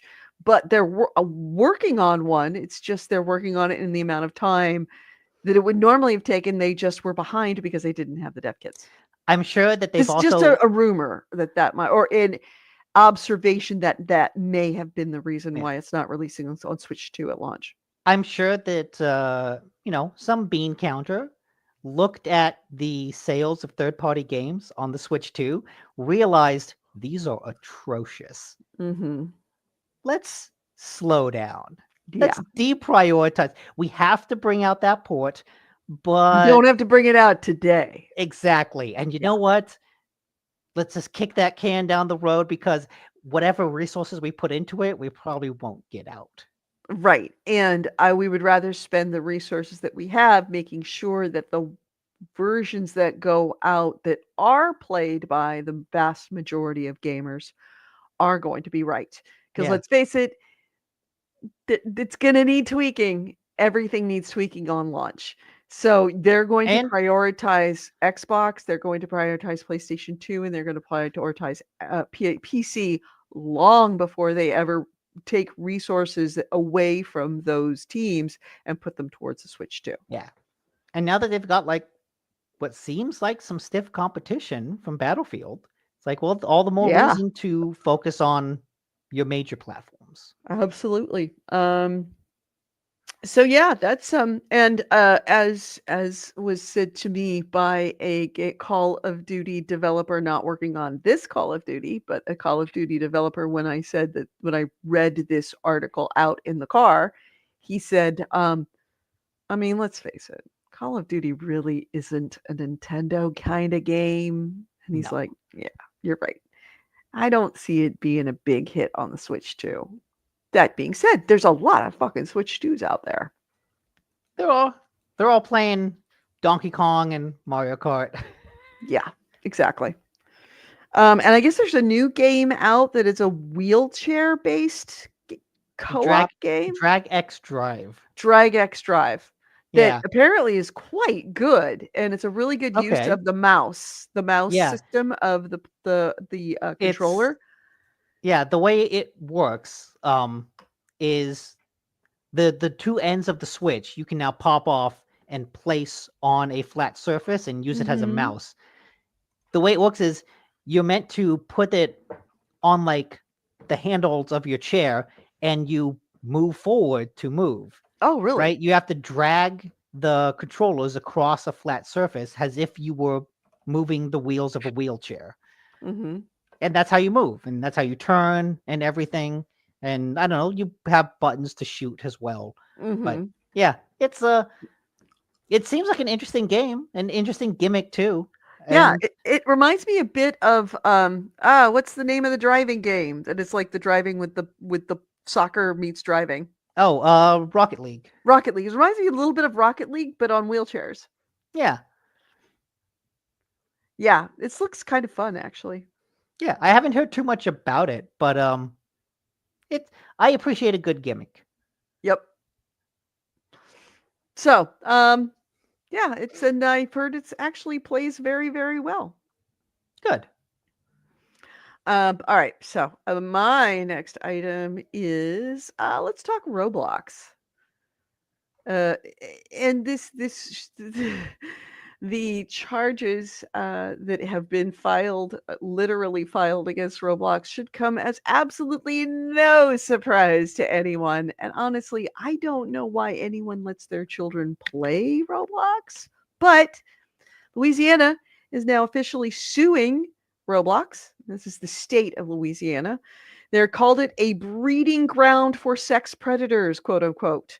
This is according to Attorney General Liz Murrill in their lawsuit. They described it as a, quote, pedophile hellscape for kids. Coach, they're not mincing words. No, they are not. They said they're filing these charges, and they announced this this action via Twitter. By the way, new thing for me as of yesterday. I'm not fucking calling it X anymore. Fuck Elon. Fuck that guy. It's fucking Twitter. X is a stupid goddamn name for the fucking platform. It's fucking Twitter. And that is what I'm going to call it from now on. And if it says so in an article, guess what? I'm changing it. It's fucking Twitter. So, according to Louisiana Attorney General Liz Murrill on Twitter, she said that they're going after Roblox for their gaming platform due to, quote, a lack of safety protocols. They claim that, of course, this puts children in danger. No complaints here. There was a point in time when we all had issues with states going after games and platforms and publishers and developers because of these, moral panic kind of stuffs. Yeah. Not necessarily disagreeing with this one. It has been pretty much demonstrated over and over and over again and it has been for years and years known as a place where grown ass, generally men, but not always, meet up with little, generally, but not always, girls and prey upon them. So anyway, quote, this is out of the complaint. Roblox is overrun with harmful content and child predators because it prioritizes user growth, revenue, and profits over child safety. Every parent should be aware of the clear and present danger posed to their children. This is poised. It's posed to their children by Roblox, so they can prevent the unthinkable from ever happening in their own home. The longer statement goes on to describe the motivation of why they are filing this suit, quote, because there is no age minimum and requirement to verify age or parental permissions once you sign up. Users can easily say they are younger or older than their actual age, allowing child predators to pose as children and for children to bypass the age requirement. Once registered, users have access to millions of games such as sports, role-playing, naval, fashion, and comedy. Other games which have existed on the platform include Escape to Epstein Island, Diddy Party, and Public Bathroom Simulator Vibe are not as innocent, unsurprisingly. These games and others are often filled with sexually explicit material and simulated sexual activity, such as child gang are. So, yeah, they're not mincing words. No. Uh, No, but okay. Now, Here's the thing. I feel like this is coming very closely on the heels of Steam and itch.io delisting a lot of their adult games at the behest of the morality police of Australia. mhm. I think those are two different things. I Two different things. feel like they are closer than you'd think. Because Roblox is filled with user generated content. we all know you give the internet any sort of You tools to give create anybody a content. pen and a piece of paper, somebody's gonna draw a dick pic. Absolutely. Always a dick pic. And like, okay, it's so, I imagine it is excessively easy to cherry pick certain like offensive levels in something like Roblox. I want to know how many users visited those Roblox spaces and how long were they available? Are they still available? Because that's the more important information. The fact of their existence, that doesn't matter. That's not a commentary on Roblox, because we know give users anything, they will create offensive stuff. The question is, how long was it made available and what was Roblox's response to that? I think that's the bigger question and the bigger issue. And unfortunately, that's not what Louisiana is going to talk about.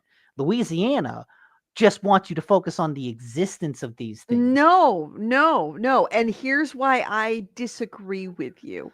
One is many of these games that are out there, the ones that are the morality police, they don't like them because of what is in there.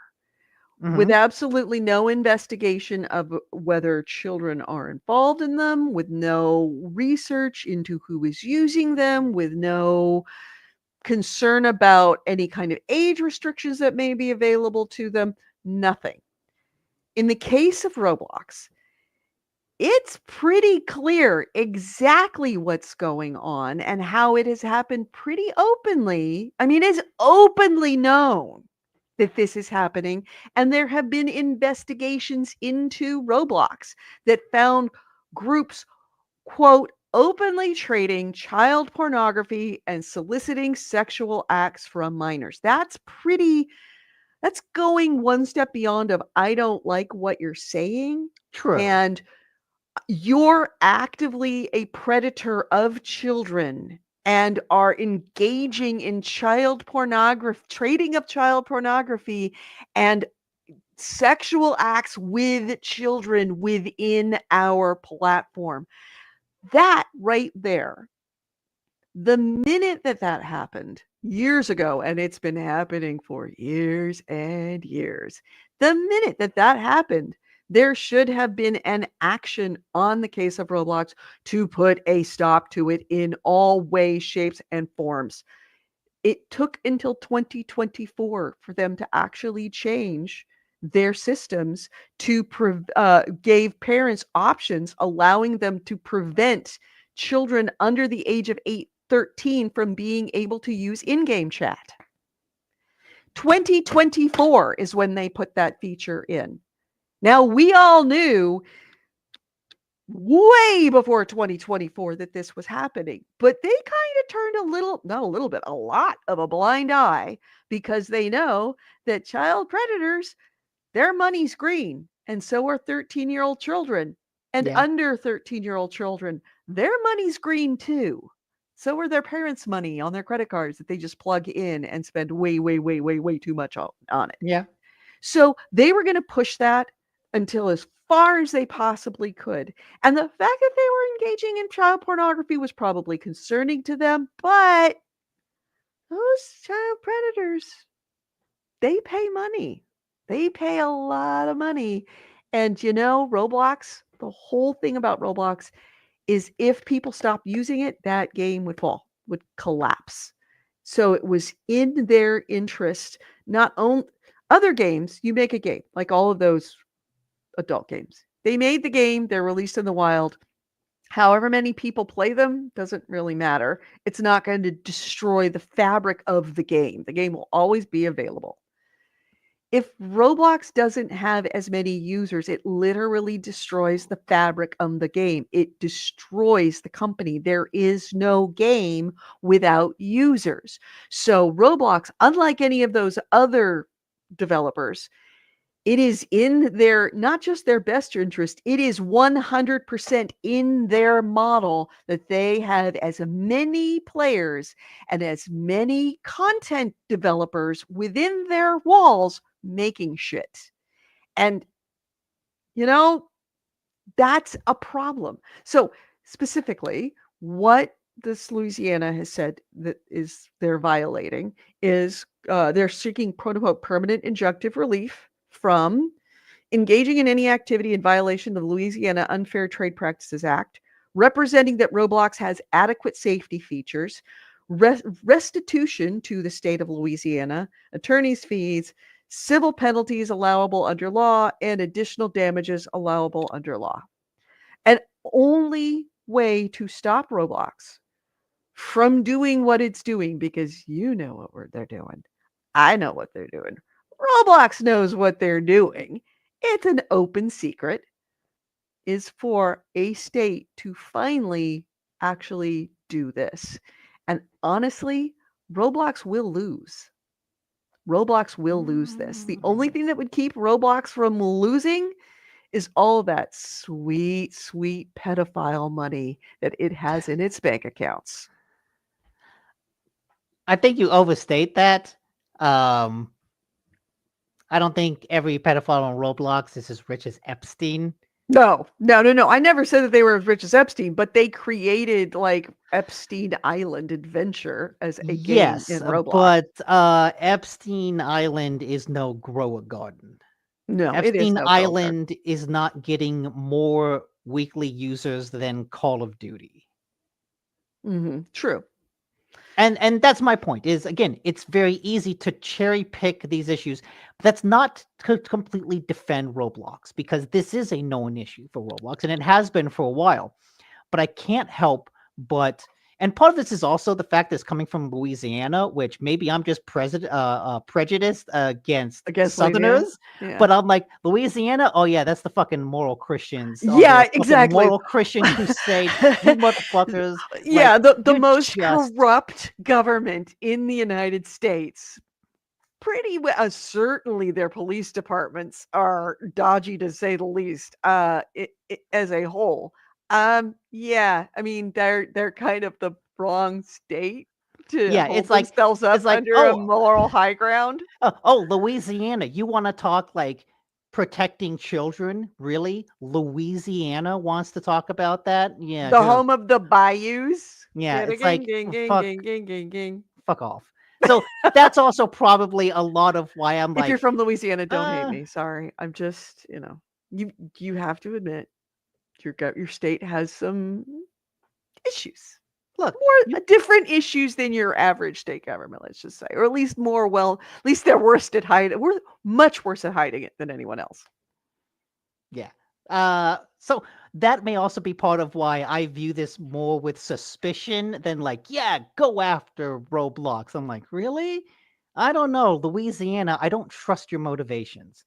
But this also comes on the heels of Texas implementing their anti-porn laws that require government IDs in order to like view adult websites. This comes on the heels of the UK doing that thing for its entire country, and then having all that information immediately. UK, but Australia. No, the UK too. Oh, UK did it too. Ugh. Yeah, England. And then having in England, they like required people to sign up using government IDs to like view adult websites, and then all that information was immediately hacked and leaked. Oh. And it's like, be right back. I'm still listening. I just have to and sip yeah, away. It's like, yeah, what did you expect would happen? And so that and this, Louisiana may well have a good case. And like I said, God knows Roblox is not innocent. Not at all. But I can't help but feel like this, the Texas, England, Australia, all part of this conservative anti-porn crusade that is like, I don't know. This feels like using the worst of the internet has an excuse to police all of the internet. Yeah, and I think that's a slippery slope situation. I think that each of these need to be taken in their own space at their own merit. And in the case of all those other ones, yeah, that's all kind of fucking bullshit. This, however, is different. It's different. It's the difference between like a man, I hate to use these tropes, but a teenage boy with, access to being able to see like Playboys and stuff and having that in his closet or under his bed, and actually actively having a pedophile within your home. There is a difference between seeing something and somebody grooming you, somebody talking to you, Yes. somebody actively doing stuff with your children. There's a very, very big river between those two. And Roblox is on the bad side of that river. Now, is it going to destroy a child to be able to see boobies? No. If that were the case, all y'all out there would just be a royal mess, or a bigger royal mess than you already are. We would all be wrecked. That's not what this is. This is actual child predators sharing pornography actively within the platform. That's different. Actively sharing child pornography and then actively being able to leave to go into another game and easily hide who they are, and the children can hide who they are. There are not enough safety protocols on Roblox. Nobody's And saying Roblox shouldn't exist. that Nobody's may saying that. be They're saying they do not have the safety protocols to prevent horrible, like the worst possible thing from happening. the bigger issue here, because I think, yes, this is different from those other situations until it's not. Until a court rules that, Well, you're yes, arguing slippery slope. well, yes, but until a court rules, yes, you're at fault. You have to enforce age verifications, which means, again, uploading a government ID. So now you have kids uploading their student IDs to prove that they're students. The Like, parent is their that parents their is that the parents solution you want? actively, well, I don't know. Actually, that's a good question. And Is and what are the safety protocols that could prevent that? yes, and that's what I mean. Look, whatever solution the Louisiana government comes up with is going to be worse. It's going to make the internet worse. And the greater issue is that it takes Louisiana suing Roblox to implement anything. It's the Right. fact that That's the it's the problem. fact that Is it if both Roblox forces cared, they would have fixed this a long fucking time ago, but it's the fact pedophiles' that money is green. I think both forces, no, it's King Kong versus Godzilla. No matter who wins, we lose. Yeah, true. Right. Like, I think both are acting, and I'm sure like the parents involved in this believe it. I just can't get over my suspicions of the Louisiana government, and I feel like Yeah. both are And then acting if they in. win this, which they should win this, then they will just take it one step further. And next thing you know, they are going after Grand Theft Auto. Yeah, I feel like both are acting in bad faith. Louisiana is acting with the goal of eventually censoring all porn on the internet. Roblox is acting in bad faith because, look, we want the freedom to let our users molest kids because, hey, that's capitalism, right? That's the free Right. market. If you Right. can pay for it, you can do it. Right. And so I don't trust either party here, and I feel like Yeah. both parties are just awful. Mm-hmm. Yeah, and in a way, I sort of blame the history of government regulation of video games, a la Jack Thompson, a la Leland Yee going after Grand Theft Auto in the past because they were the morality police. Yeah, it's The the boy who going cries back to the wolf. PMRC, the Parents Music Resource Council in Tipper Gore, that had they not pulled the emergency brake on stuff in the past when it really, really fucking wasn't an issue, that we wouldn't all be a little bit twitchy. We would all be on board with the state of Louisiana had all that shit not already happened, and we had to fight. The industry had to fight tooth and nail and sue states back. And it was, I Yeah. mean, a lot of you too young to remember, but it was a big fucking fight. It was a slog, and the ESA had to defend video games because had they not, we would not have hardly any of the games that we currently have. And whether they're innocent or not, it would have all been we would have all been living in Nintendo land. It would all been Super Mario Kart for the rest of our lives. That's Well, what they wanted. And had the they not Comics Code of done the that, 50s. yeah. Had they not done that unnecessarily in the past, we would not be even questioning their motivations today because they're right today. They needed to wait until they were right. Now they're right, and they don't have the The political benefit of or the the doubt. social cachet to be able to use. They don't have that currency to be able to use with me to be able to say, I'm on board with this for you. Yeah. And it's hard for me to find that middle ground because you're right. If the state of Louisiana wins this, what's next? They won't stop there. Yeah.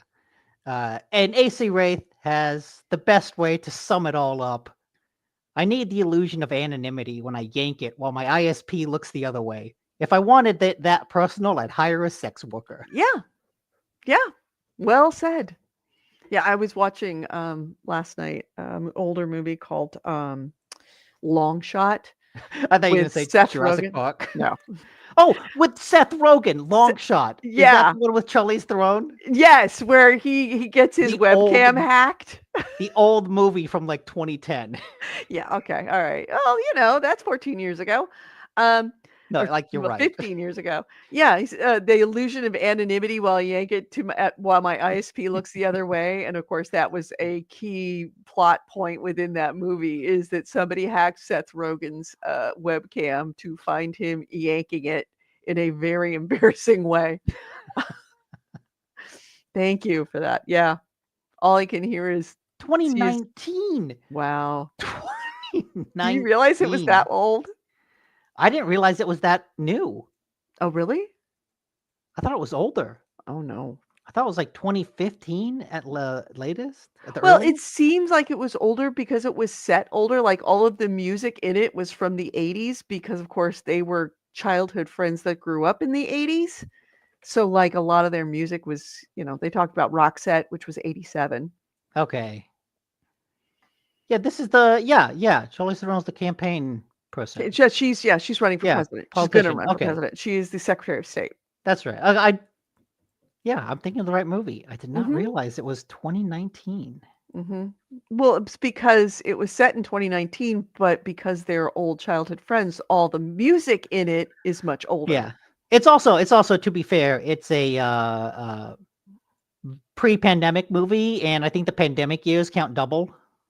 They sort of do. Nice look there, Shepard. I don't know. Maybe the PMRC should be like, say something about that position right there. Kitty porn with a T.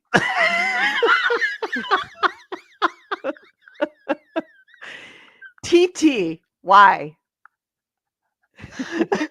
Important caveats. Yeah.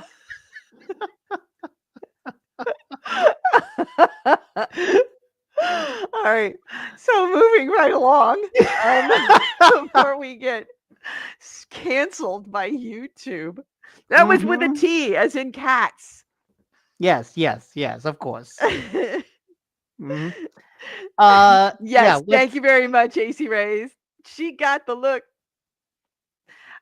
Anyway, going right on to something else with the pedophile hellscape, moving right along. Hey, there are some PS Plus games coming out in August. Yeah. And okay. So there are next a bunch. story. No, so okay, actually moving on. There are a bunch of PS Plus games coming out in August. These are the hey, if you have a subscription to PS Plus, you can download these for free and play them as long as you keep the subscription. They actually have like a pretty good selection, including Spider-Man, the PS Spider-Man, Mortal Kombat 1, Unicorn Overlord, one called Sword of the Sea, which was from the makers of Journey that came out, I think, just last year, and two others. So it's a lot of games and a good mix of like indie games and big budget games. What I think is more interesting, though, is that these releases are being staggered in some countries. So in the US, UK, and Europe, these new editions are all going to be available on the 19th of August, which Okay. is how it's generally done. Mm-hmm. It's like, hey, they do it in batches. In Mexico and Singapore, the new titles were released gradually across 4 weeks, beginning on August 14th and ending on September 9th. Oh, interesting. Wonder And why. I suspect Yeah. that this is because when you release it in bulk, it's very, very easy for a bunch of people to log in and download all those games and like put them in their library. Mm-hmm. When you stagger it, that requires people to come back over and over again. Mm-hmm. So either this is an attempt to, like any storefront, bring people in. You want people to keep coming into your storefront because that increases the chance that they'll buy Go something buy while they're something. there. Right. Or it's a way to get people to not put the games on the library, right? Oh, I see on August 14th, Spider-Man's going to be there. Well, that's the Mm-hmm. game I really want. So I'll log in, add that to my library, but then I won't do it for all the others. Right. I wonder if there's like a financial incentive. Possible. Is Sony paying for the permission to put these games up a lump sum, or is it based on the number of downloads? In which case, if they kind of limit the number of downloads by staggering the releases, do they pay less? Mm. And so this is because this is something that Xbox used to do with their Their like games Xbox, free to play. yeah, Not the free to play. Yeah. games for gold. Games with gold. Yeah. And I would always fucking forget. It's like, oh, I'm gonna log on and download these games. Oh, there's another one coming in a week, and I would always forget it. Mm-hmm. Me And too. so I can't help but wonder if there is some sort of more nefarious motivation going on here, because You otherwise, just see just it's. I got my tinfoil hat on Oh today. my God, you really do. I am the vaping kid. Look in the glove box. You know what Sony's doing? trying to keep money. They're trying to not pay anything out. It's all a conspiracy, man. You know why? Because the CEO of Sony Is the fucking- CIA. No, he's a fucking alien. He's an alien, man. It all comes back to aliens. Oh, aliens. Yes. Good. Lizard people. Lizard people are at war with the aliens because the lizard people are the original inhabitants of Earth that lived on the ground. Stop. These are the kinds of things that people actually believe, Nick. We have to be careful with that. It used to be funny. Remember when Nazis were funny? Remember when zombies were the new Nazis and now Nazis are the new Nazis? Mm-hmm. Why do you think the Nazis were playing around with the occult? They knew about the aliens. They knew about the lizard people. Stop with the lizard people. Just stop. They're trying to summon ghosts to compete with The all of them. opinions of Nick do not reflect the opinions and views of GameHounds podcast, or really anybody, or should they? You can trust the vape smoking man. No, you can never trust the vape man. All right. I have one last story. Okay. So remember Crafton, the publisher of Subnautica that fired the two developers, the two main developers, the the leads. founders? Yeah, the founders of Crafton, in order, over Subnautica 2. Well, they have finally come out of hiding. There's lawsuits flying back and forth on that one. They have released a statement as to why they say, and Subnautica's founders said that the reason why they were fired is because they have bonus stipulations in their contract that if a game reached a certain amount of profitability or a certain amount of downloads, that they would get a big bonus, like many millions of dollars I believe it was bonus. $250 million. Yeah, it was like a not small sum of money, and that they were fired because Subnautica 1 was about to reach that level No, of success. no, it was Was it that they saw no, that Subnautica 2? Subnautica 2, Crafton, they accused Crafton of delaying the launch of Subnautica Right, 2 so because that they couldn't reach their financial goal. right, the financial goal of the studio. That's right. The financial goal of the studio, at a certain point, they were gonna get a massive bonus, Yeah, and because Subnautica 2 was going Subnautica to come by out. a certain date. Yeah. And if And Subnautica 2 came out before that date, they would have crossed that line and had to be owed the $250 million yeah. or something like that. And yeah, they accused Crafton of oh no, this game needs more work. We No, need to this we needs need to update it. No, it's not good. Don't put it out in early yeah. access. We need to delay this for the quality of the game. Right, Not because we want to save money. right. Well, Crafton has answered that accusation and says that they were fired, the founders of Subnautica, to fired the founders of Crafton before Subnautica 2 came out in order to avoid another Kerbal Space Program 2 debacle. Okay. So, yeah, it was a $250 million payout over the successful launch of Subnautica 2, which it likely would be, since And it so is they the did second most wished list game on Steam yeah. currently. They did say Crafton did say that we are going to extend that profitability window. Mhm. As like a show of no, this isn't the case. We will extend the profitability window so that we could still pay out. But Right. that's also kind of kicking the can down the road. We don't know how that will turn out. Right. Did they really? Yeah. Anyway, they So did file a response to the lawsuit on August 12th. And of course, they denied all of the allegations in the complaint by the founders, the co-founders, that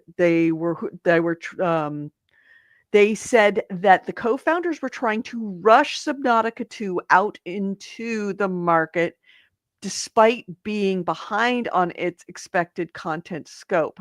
And when the company tried to get the co-founders who weren't directly involved in the game's development back on track, they say they were rebuffed by the developers, and or by the founders.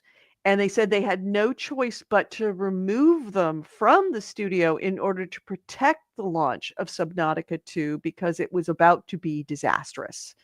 According to their response, a development director, and I'm reading this directly out of Kotaku, at Unknown Worlds told Gill, Gill is Edward Ted Gill, one of the three founders, that according to them, a development director told Gill in 2023 that, quote, folks thinks Max and Charlie are checked out as studio heads and are confused as to why. It accused the co-founders of being more involved in passion projects than making Subnautica 2, which suffered delays throughout 2024 and getting it ready to ship. Quote, Crafton was not willing to take the risk of resulting damage to the Subnautica franchise and the company's long-term reputation, a risk that, if materialized, would be irreversible, as shown by Kerbal Space Program 2. As Unknown World's sole stockholder, Crafton has invested $500 million in the success of not only Subnautica 2, but also Subnautica 3, Subnautica 4, and any other future Subnautica franchise product. So, that's their argument, is that it was horribly, horribly behind. And had they let the founders keep going the way that they were, that, yeah, they might have hit that profitability, but it would have been a horrible disaster of a release that would have put the entire series at risk, along the lines of Kerbal Space Program. so what did happen with Kerbal Space Program? It launched and it was horrible. Kerbal Space Program 2. Kerbal Space Program 2 came out and it was horrible. Let me see. Okay. While you look at that, AC Wraith posted in the chat 2 links to stories from Rock Paper Shotgun that do follow up on the bonus. So it turns out that Crafton extended the window and said, you will still get that bonus. But the amount changed. It changed from $250 million to $25 million. Oh, fuck you guys. Fuck you guys. Yeah.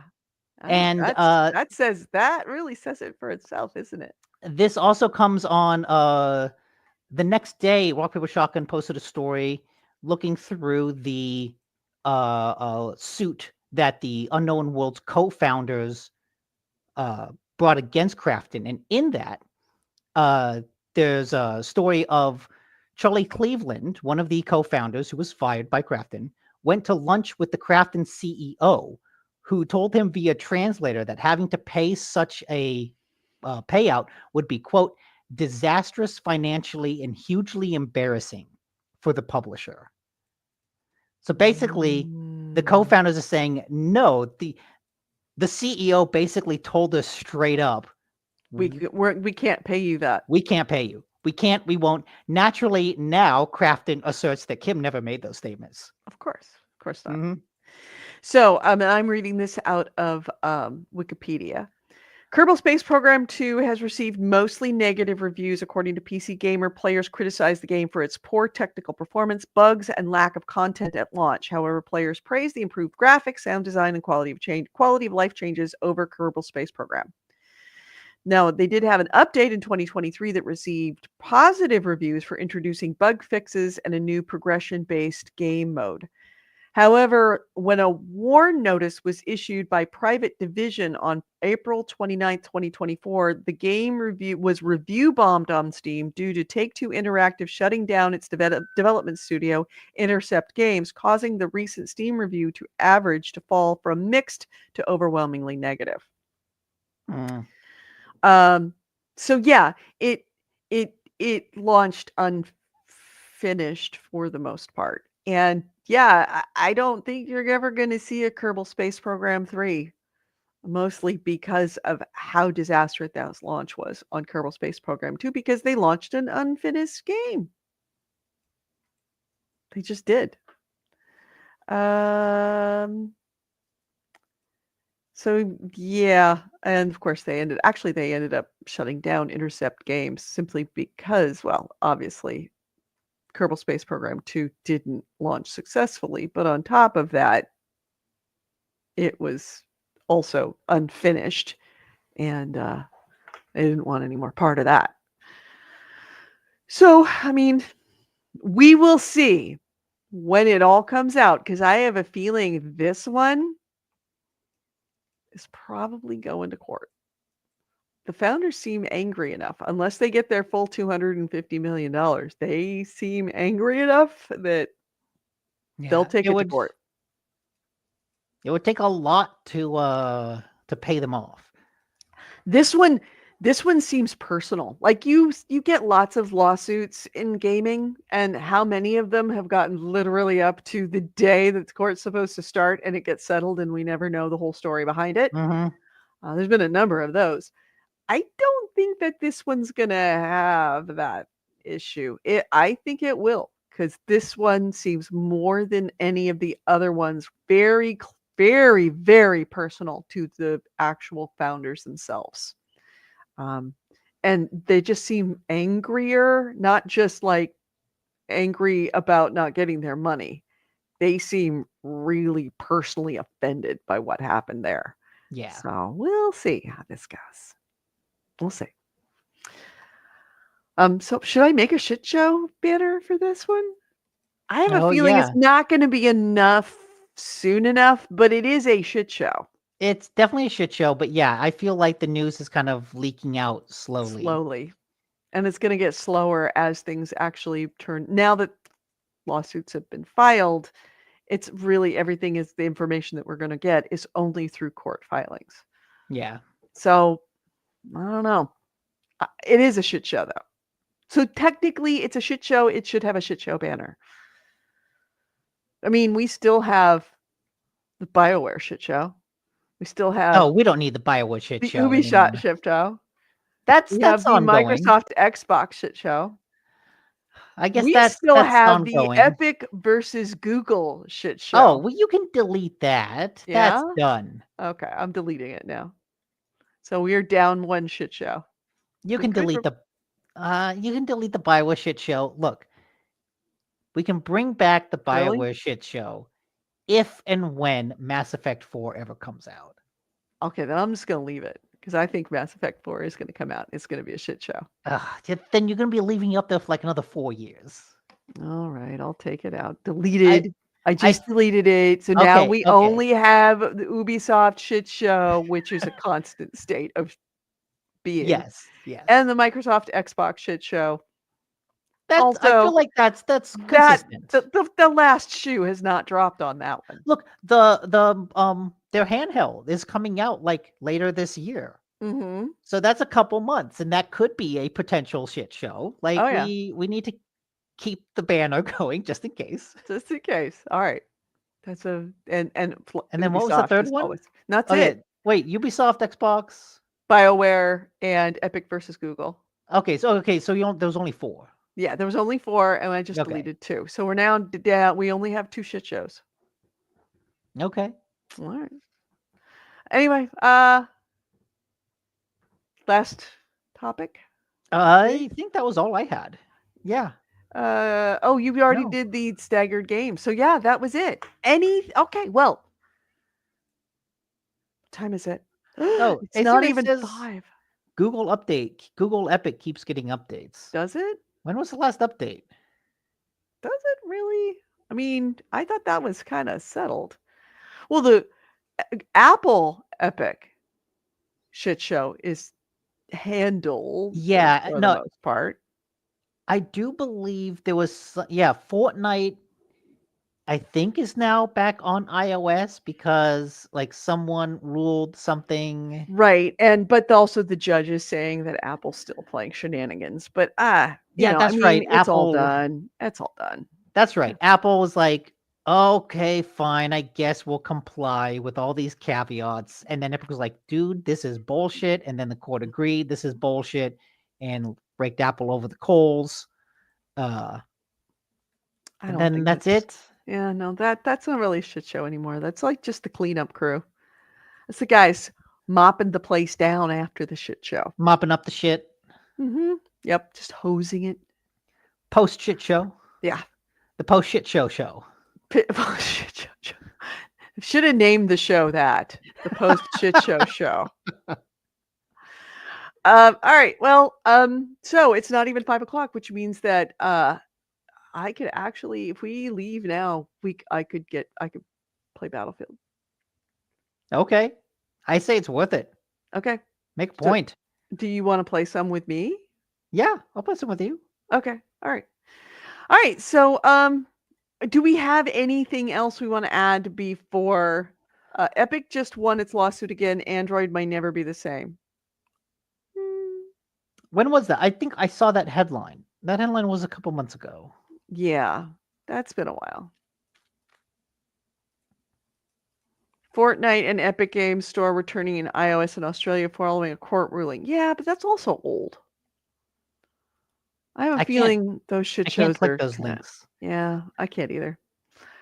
All right, well, we will research. And if those shit shows are actually of shit show level of shit, Yeah, how brown we'll are bring they? it back. Right. Are we just talking like, like the last little, leakage? Yeah, are they just like little pellets that are falling? You know, You said the July 31st. blip. Okay, that's a month ago. Not even a month. That's like half a month. All right, so maybe. I don't know. We'll see. I still like the post shit show. Oh, I heard about that. Settlers 2 is coming to Amiga. And it's an official Ubisoft release. I did see that. Wait, it's coming to Amiga? Mm-hmm. Yeah, I actually read that article. That's kind of a one that I read in the car, which got a chuckle, more than one chuckle from the boy next to me. And it's like, what? It's coming to what? An officially new Amiga game. Mm-hmm. An official new Amiga game after 30 years, Settlers 2. I mean, I knew Ubisoft would put out games for like every new platform that exists, but I didn't know that they're going back in time too. Yeah, well, it shows you what their priorities are. They can't make Beyond Good and Evil 2, but they can make Settlers 2 on the Amiga. Look, they're backed up. They got to finish the Settlers 2 before they can start on Beyond Good and Evil 2. Okay, all right, I'll buy that one. AC Ray says this year's Gamescom will have more than 1,500 exhibitors for the first time. Yeah, well, that's also because of the demise of E3. Make the episode title relevant. Make the episode title. No, it is relevant. It is currently. It's Long Dark Zone before Gamescom because Gamescom is what, Wednesday is the opening? Yeah. Yeah. I also had no idea what to title it. There wasn't like a big thing. No, it really wasn't. Other than, I mean, we already talked about Battlefield for 2 weeks in a row, so we got to stop that. All right. I feel like the Wu Chang stuff was the bigger story, but even that wasn't like name the episode. No, it wasn't. Big. All right, so let's do me a favor and actually let me go download Battlefield and play it before the beta is over. Otherwise, I have to wait until October, and I don't want to do that. So, yeah. All right, can we do that? All right, yeah. So let's close this out. You've been listening to GameHounds, episode 790. We recorded this on Sunday, August 17th, 2025. I've been Edie Sellers. With me has been Nick DiNicola. Ways to get a hold of us. GameHounds.net is our website. GameHounds@gmail.com is our email. We record the show live every Sunday at 2 p.m. Pacific, 5 p.m. Eastern, here on Facebook, on YouTube, and Twitch. On Facebook, we are The GameHounds. On YouTube, we are GameHounds Vids, V-I-D-S, all one word, as in videos. And on Twitch, we are The GameHounds. If you're watching at any of those locations, please do as Corey did, because he's my favorite son. Hit the like, hit the subscribe, hit the thumbs up, whatever it is on your particular platform. Go do it right now. It really, really does make a difference. We do release this show as an audio podcast on Apple Podcasts. If you are listening on Apple Podcasts, please subscribe. If you are a subscriber on Apple Podcasts, please leave us some feedback. It really, really, really does help with a bunch of people who don't know that we're still going after, 14 years to 15 years, 16 years now. Please let them know by leaving us some feedback and letting it get pumped up a little bit by the algorithm. That would be very helpful. But we do release this show, and we would love to have you, if you are listening as an audio show, come back on Sundays at 2 p.m. Pacific, 5 p.m. Eastern. Come visit us and at least just drop in, say hi, let us know you're still out there. We love you, you love us, or, even if you hate us, just come in and say, you suck, and then leave. That's fine. We just love to see you anyway. We are 100% Patreon funded. If you have not given us a little bit of love via Patreon, might I recommend you do that? It would be deeply appreciated. $1 a month is all we ask to help us offset some of the costs for this, for all the subscriptions that we need in order to do a live show and also have the audio podcast. $1 a month, that's less than 25 cents a show. It really actually does help a lot. So if you could do that, we would appreciate it. Also, hey, don't forget our Discord. Our Discord server is where you find us. Please feel free to join our Discord. We would love to have you there. The link is on the page right now, or if you are listening to the audio podcast, it's in the description of the audio show. So please join our Discord, find out when we're going to go live, find out what we're going to talk about, find out when we're possibly going dark. That's when all that happens. Have a great week, everyone, and we will talk to you later. Good night, everyone.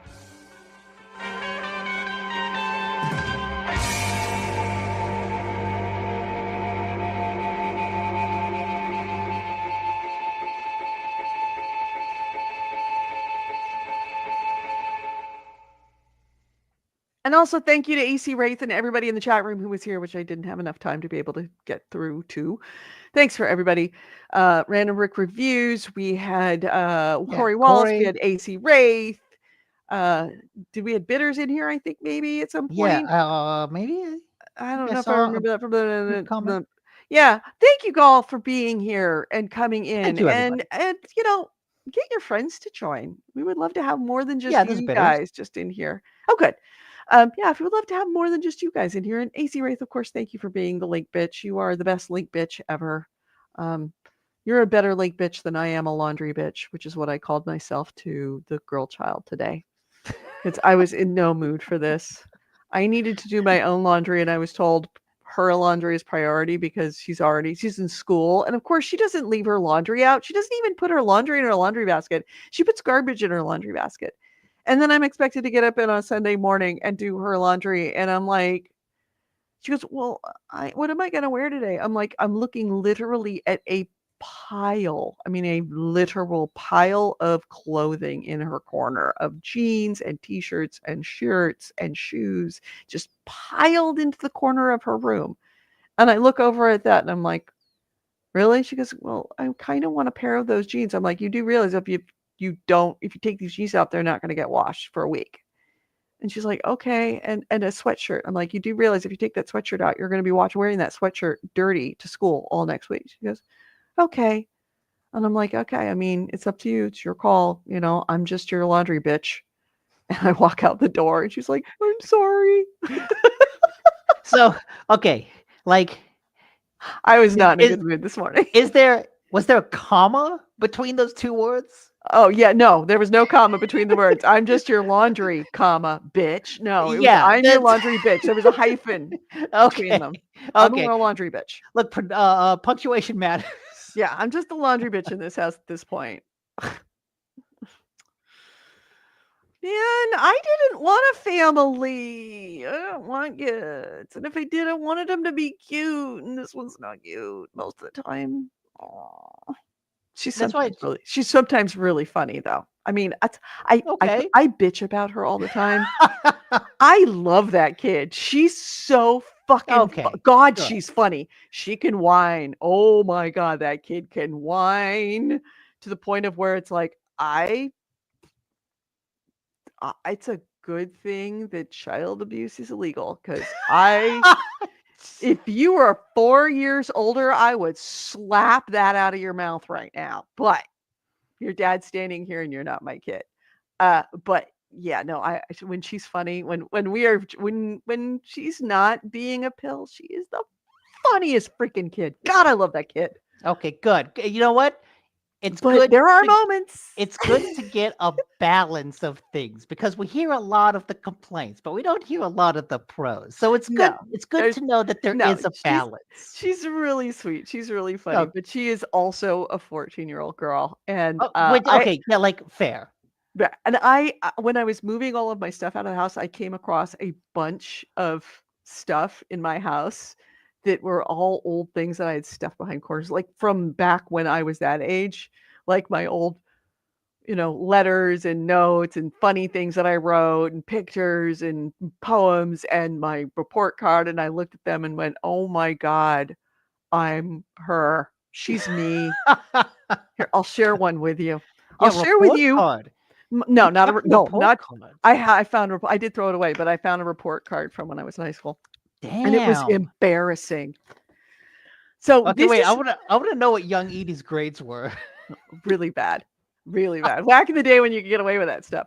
So this is my first newspaper article. This is a newspaper article that I wrote before I ever even knew I would become a newspaper reporter. It is the Alderette Times. Times. Alderette daughter finally saves money. And I will read you the entirety of this handwritten article. I like that you wrote the extra too. Right. Oh, of course. It was a big thing. I gave this to my dad, and my mom found it and sent it to me like 3 or 4, like before she died, like a few years before she died. I'm finished with bouncing checks, says Edith Alderette, renowned lousy check writer and excuse maker. I finally got my act together and opened a savings account. Hopefully, this is the dawn of a new dynasty and the end of the rubber dynasty. The new beginning has been met with staunch criticisms from family and friends alike. I've heard that one before, says an anonymous source. A family member was heard to utter, right, and I'm Brian Bosworth in a tutu. The fact remains, though, that we have received indisputable evidence that Ms. Alderette has opened a savings account with a small deposit of $100 with future deposits promised. Could this really be true? Could this long history of bouncing checks for fun and profit really be hung up for a life of clean, decent living? Only the future can tell. only the banks can hope. You With it, a copy of my first passbook from when I hey, my first evidence. savings account. It's Evidence. yeah. And I clearly sent it to my dad. I mailed it to my dad in a letter. You even had a lot of the language. Cite the No. sources, describe it like Yeah. Like I said, it is my first, like, if you look at it, I'm like, this is legitimately my first newspaper, my first news item. It yeah. wasn't newspaper article, but it was my first news item written like a news item. It's your first published work. My first published work, self-published. Exactly. And in an envelope. Uh-huh. And what's really funny is I recognize this paper, just the nature of this paper. This is the paper from the printer at the bank where I worked, which was where that bank account was deposited. Which was actually working for the bank was the thing that ended my inability to be able to balance checkbook. Because I could check my balance every single day. I knew exactly what my balance, because then this is before the time of mobile banking. We had we didn't even have internet banking. You had to keep track of it all in your checkbook by every time you wrote a check, a paper check, which was the only way that you had to write it in. And if you just took something out of your ATM, you had to go into your checkbook and say, I took out $20, because otherwise and then you'd have to do the math to figure out what your balance was. You had no other way other than going to an ATM to check your balance. So that's why it was a little challenging for me to keep track of my bank, because, it's really easy to just, not, I mean, back then you didn't even have a Visa card on your checking, on your checking account. No credit cards. It wasn't credit. It was ATM, which means you had to go to the ATM machine, withdraw money, and use that to buy gas. So if you didn't have $20 in your wallet, because you spent it on something else, or then you went looking in your spare change container and you bought 50 cents worth of gas to get home. So it was a much more challenging time. But the fact that I actually had a ability to look at my bank account every single day and know exactly how much I had and know exactly when the check would hit. That's also useful. Yeah. Because of course they did have direct deposit. So sometimes that check would hit the day before or in the morning of the direct deposit. And back in those days, the banks, there was no regulation on that they would actually cash all of your checks and then direct deposit your money. Oh. They can't do that now. That's illegal. They deposit your money first and then cash your checks. But if your checks come in the morning and your direct deposit is 2:00 in the afternoon, at the end of the day, that's when that makes everything hit. They do the deposit first. Then they didn't. And they did that for a reason, because it was $35 every single time. So if you bounced a check and you were living paycheck to paycheck, that $35 bouncing of a check would fuck you for the rest of the month. Yeah. So that's why so many checks of mine bounced, because my direct deposit. How much in fees did you rack up then if you kept bouncing checks? So my bank account. Oh my God. It's like, I know we make fun of Claire for like buying $250 pairs of jeans and stuff. Oh, I racked up thousands. Okay, so she literally is you. The distance between the two of you is way, way closer. Yeah. Oh, yeah. Yeah. And the distance between Chris and my dad is way closer than I'd like to admit too, because my bank account that I still have, was opened for me when I was 12. I still have that same bank account. My mother's name is still on my bank account because it was opened for me when I was 12. And that's a bank account, my checking account, that I have always used. And my dad, opened up in downtown Martinez, and the women that all worked in the bank at downtown Martinez loved my dad. Knew us, knew me, knew Ian, certainly knew me, because every time a check bounced, they saw it. And they knew our whole family. like intimately. So when I was in college, because all of this continued well into college, when I was in college, if I would bounce a check, they would get the check in and see that it was bounced, and they would call my father They're knocking on you. and say, Edith bounced another check. And he would get in the car and come down to the bank to cover the check.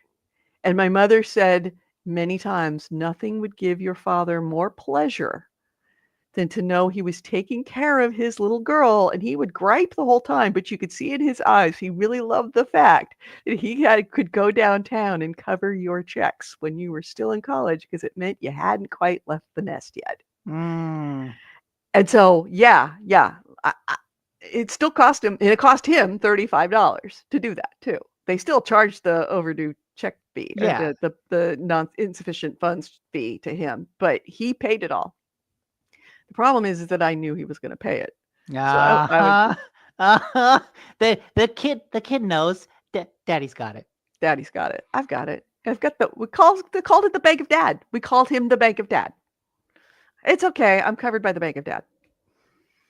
So yeah, as much as I would like to think that that Claire is not me, Claire is totally me. And as much as I would like to think that Chris is an overindulgent father, he doesn't even compare to as indulgent as my father was. So AC Red said, I needed to see this to remind myself to not be so hard on her, because to remind she's you following the footsteps of greatness. Yes. To remind you of when you were a kid. Mm-hmm. Don't be so hard on her, because if you'd have met you back then, you would have been murderous. As long as the distance on the family tree remains. Yeah, exactly. Dad's always got to take care of their little girls. Yeah. They always will. Go. No matter who's in the house, dads always take care of their girls. Right, Rick? Am I wrong? Daddies always take care of their girls. Oh, yeah. He's covering bounce checks from 3 different people. Yeah. Well, not yet, but he will. He will. Actually, it's a little different now, because, like I said, you can actually see. When you're bouncing a check, you've bounced a check instantly. It's because it won't go through. Check. There's no checks. It just doesn't let you charge. It's a metaphor. There's no charge. It's just denied. Most kids nowadays will never write a check. Right. She'll never bounce a check, because she'll never. I mean, the worst that could possibly happen is that she runs her father out of cash, which is a terrifying idea. But then she'll just get it's like, oh, you can't buy that, and she has to put it away. Then you just open another line of credit. That's the other thing, is that we could open lines of credit when we were children. You can't do that now. Have to be 18 to have a line of credit. We could open a line of credit because of my mother's account. My mother's name was on my account. So I could have opened up a credit card on my account. I didn't, but I could have. So that's when you get into fake ID territory. Yeah. And then you're like, you're getting fake ID. So that's when you get into crypto scams. That's when crypto scams. You're right. Fake IDs are so 90s. No, nobody. It's all about the Bitcoin now. Yeah. You just no. Bitcoin is so 2010. It's all about Ethereum now. Ethereum and Doge. Yeah. I mean, now you can just go into Roblox and entice a pedophile to give you money. Exactly. Oh man. Okay. Dark movie. Hard Candy. Yeah. Hard Candy. Really fucking good. Really? Yeah. Oh, I saw I did a double feature last 2 nights. I saw Nobody, the original Nobody on I think it's on Amazon Prime. And then yesterday I saw Nobody 2. Both of them. Odenkirk. Chef's Kiss. Both of them. Really fun. Odenkirk and Christopher Lloyd. And you don't really think about how much Christopher Lloyd and Bob Odenkirk look like they're related, but they totally look like father and son when they're sitting down next to each other. You can go, yeah, they're related. You buy that. Yeah, I want to see 2 later this week. Yeah, 2 is very good. 2 is 2 is an extension of 1. I think 1 was a little better because you were establishing you didn't know who he was. So you were establishing like he was this thing and now he's dragged back in. Now it's Yeah. like he's already back in and now he kind of wants to be back out. So, but yeah, Nobody 2, very good. Okay. Wait, AC Russell said, now we deal with mobile data companies that bump you up a plan when you go over, and then you either forget or don't know how to switch back. Yeah, no, There's that's the next thing. there's always some scam. Always some way to get you. Somebody's always got their hands in your pocket. All right, I'm gonna go play Battlefield. I'm gonna go take out my frustration at what a miscreant my youth was. What a miscreant I was in my youth, and how I am such a fucking hypocrite. Take something out. Actually, I'll let something else take me out, probably. But yes, I'm gonna go download it and be on later. So let's Okay, go do that. cool. Yeah. Bye, everyone.